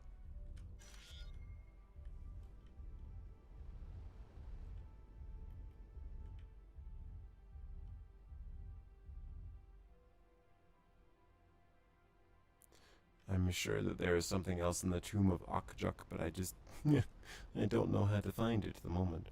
I still have my map from yesterday.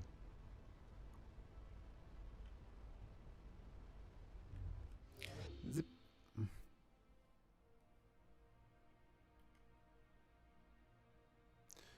Alright, we've been flying through guild space for a little bit now. Let's see. Yeah. Platinum.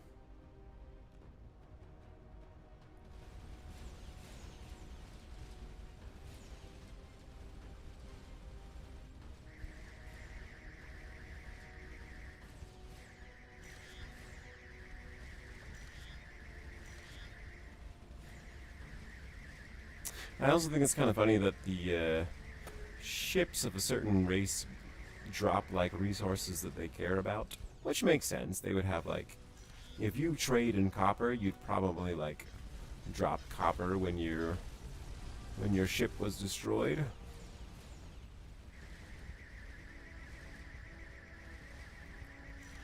Which would be interesting. I guess like hypothetically, if you like destroyed a billionaire, they drop thousands and thousands and thousands of dollars and like lots of bad morals, but yes.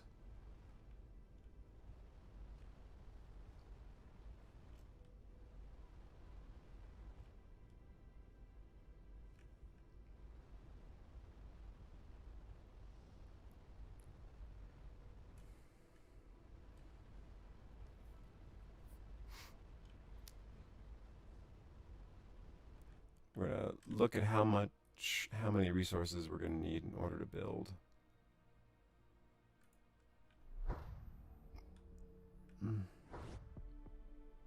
In order to build the cruiser hull, and then we're going to sign off with a song.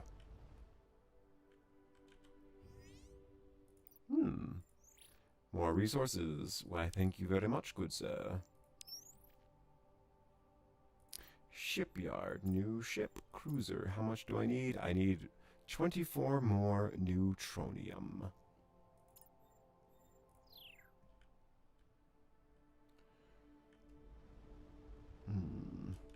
How much platinum do I have? 101? Alright, let's go to that water colony, because I know that they sell platinum.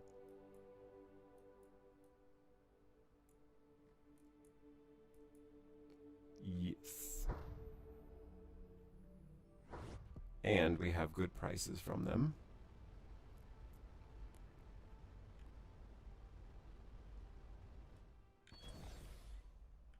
Let's see. Public markets. How much do I need for neutronium? I need 8. So I need 30 total.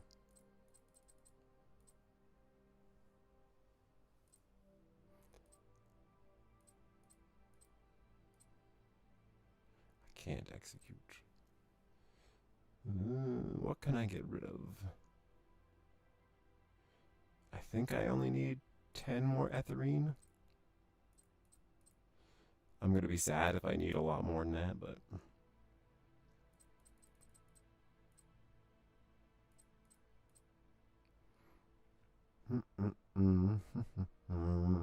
I don't really use uranium.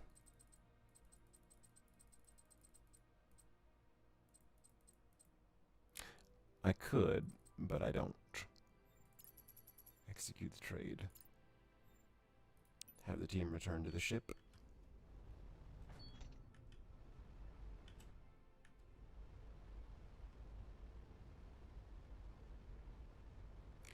I'm pretty sure that I only need 10 ethylene. I'm going to be really sad if I need more than that, but we'll see.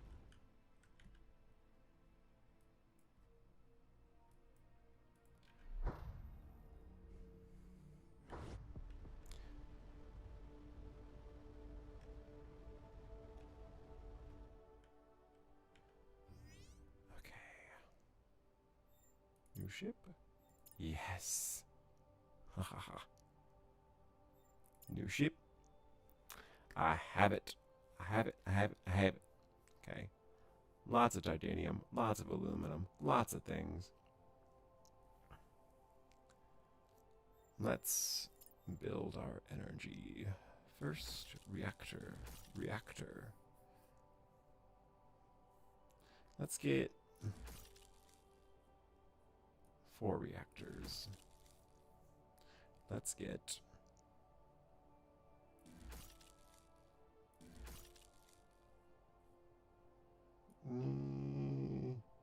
3 batteries. Let's get 105 bulkheads. Wait, research. Because I can research large bulkheads, which will save me stuff in the long run.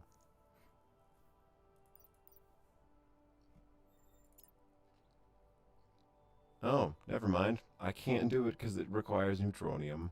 Boo.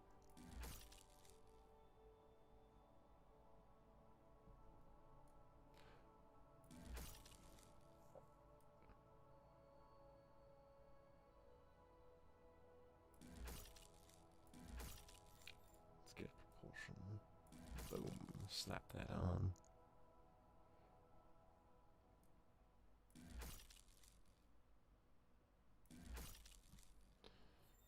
Get... Actually, let's get a connector.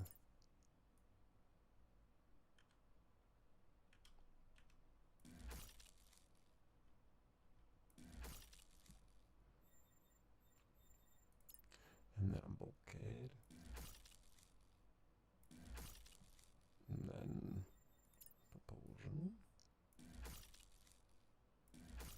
Yeah, 5. We might need to get more, but for right now, that's fine. Okay. Energy weapons. Kind of want to get a bulkhead connector.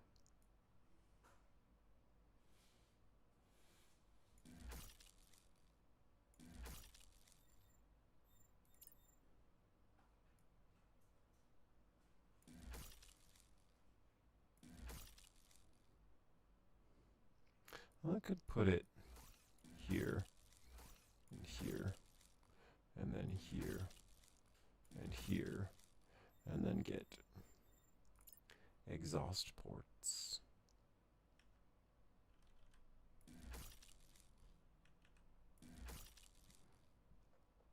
Keep it cool.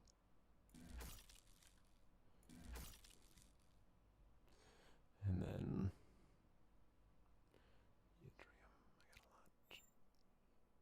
I'm running low on titanium, so let's get our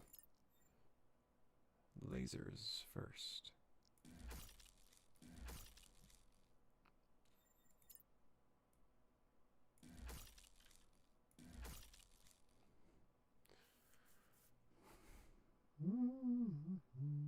I could put one more laser on there.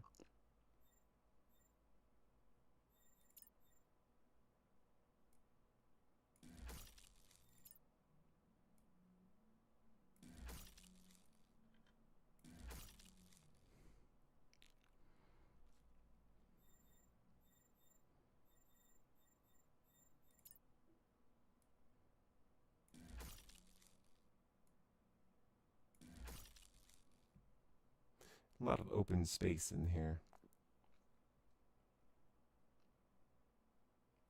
Maybe I can do without that and just use an exhaust vent. Yeah. That looks a little bit more compact and better.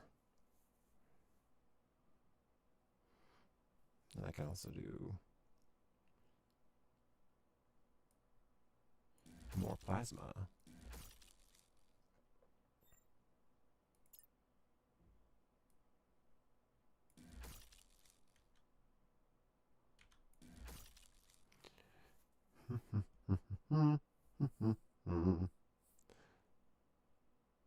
Oh man, I'm gonna run out of titanium before I can build more engine parts. Can I put this in here? Yes, I can. That way my survey module is not out the very front. 60. Where's my reserves? Higher reserves? Peak draw? Oh, man. So let's get a few more reactors.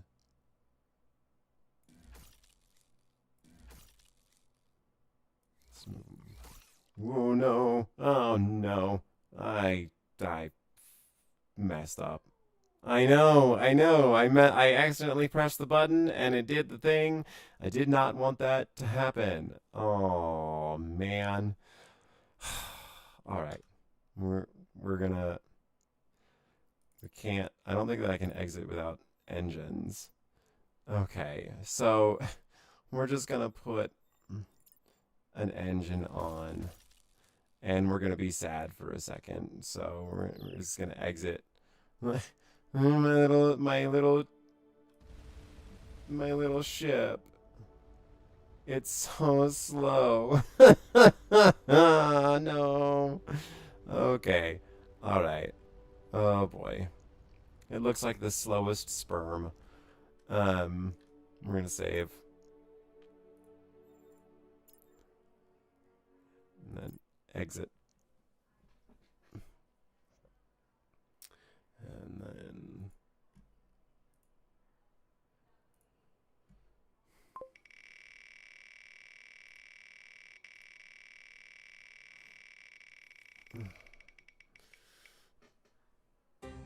okay. Oh, this weirdo song. So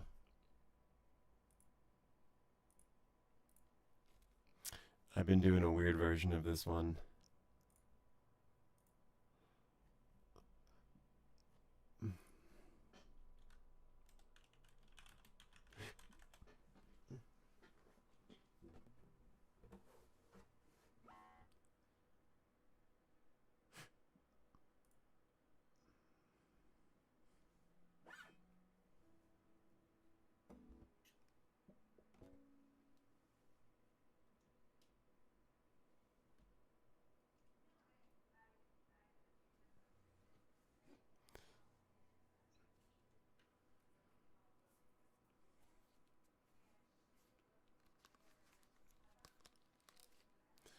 Check.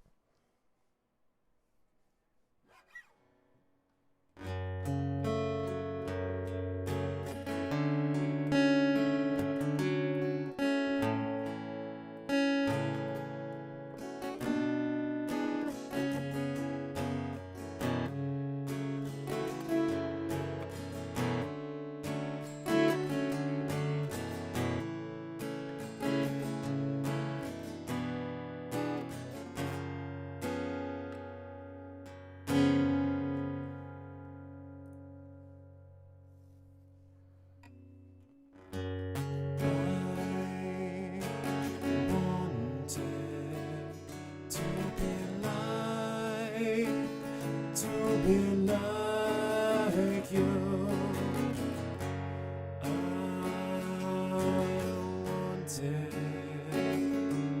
wanted everything.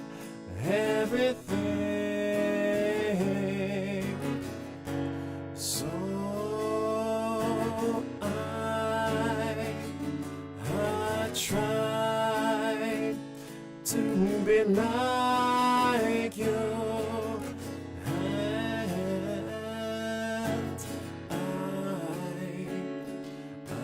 Swept away.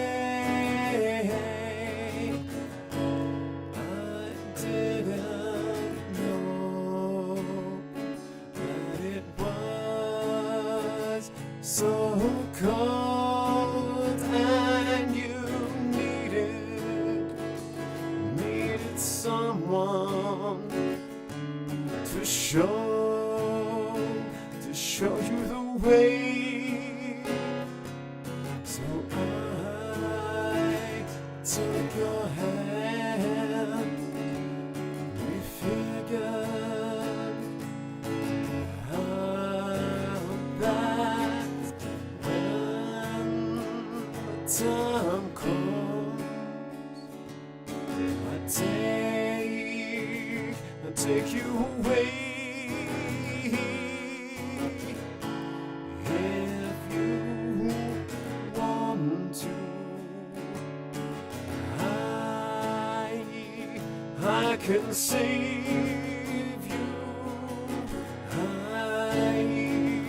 can take you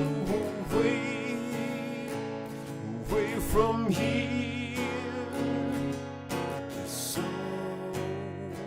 You're so lonely inside, so busy I'm there. All you wanted was somebody who cares. I'm sinking slowly, so hurry, hold me.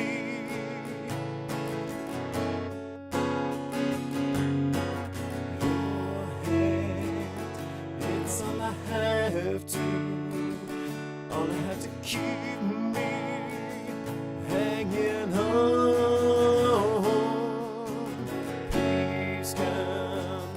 Please can you tell me, can you tell me, so I can finally see where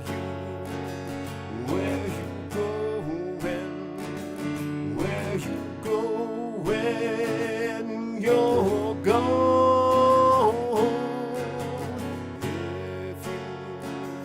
If you want to, I can save you.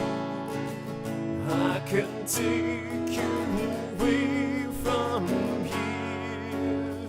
So lonely inside, so busy I'm there. And all you wanted was somebody who cares.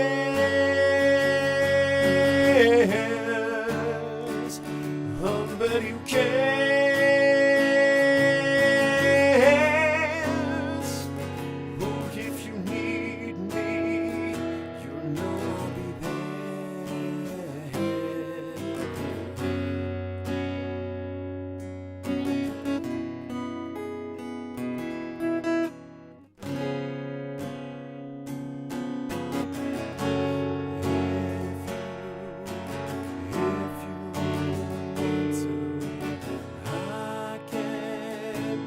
I can save you.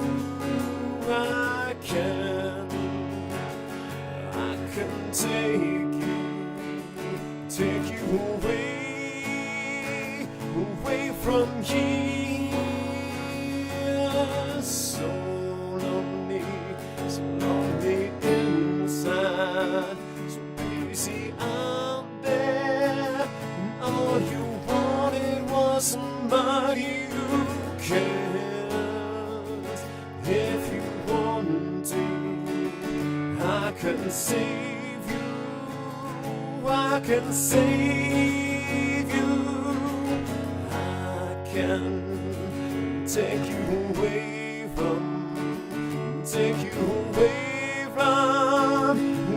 from here. So lonely inside, so busy out there. And all you wanted was somebody who cares. Please can you tell me, so I can finally see.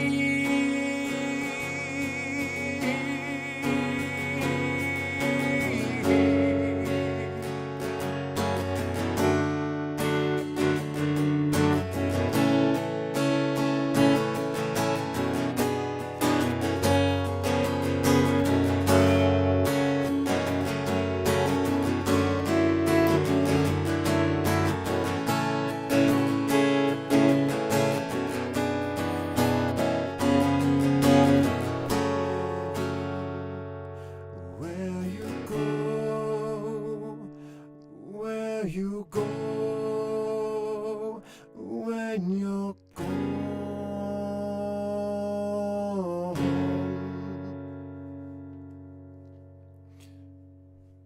I don't know what to do with that song. That's okay.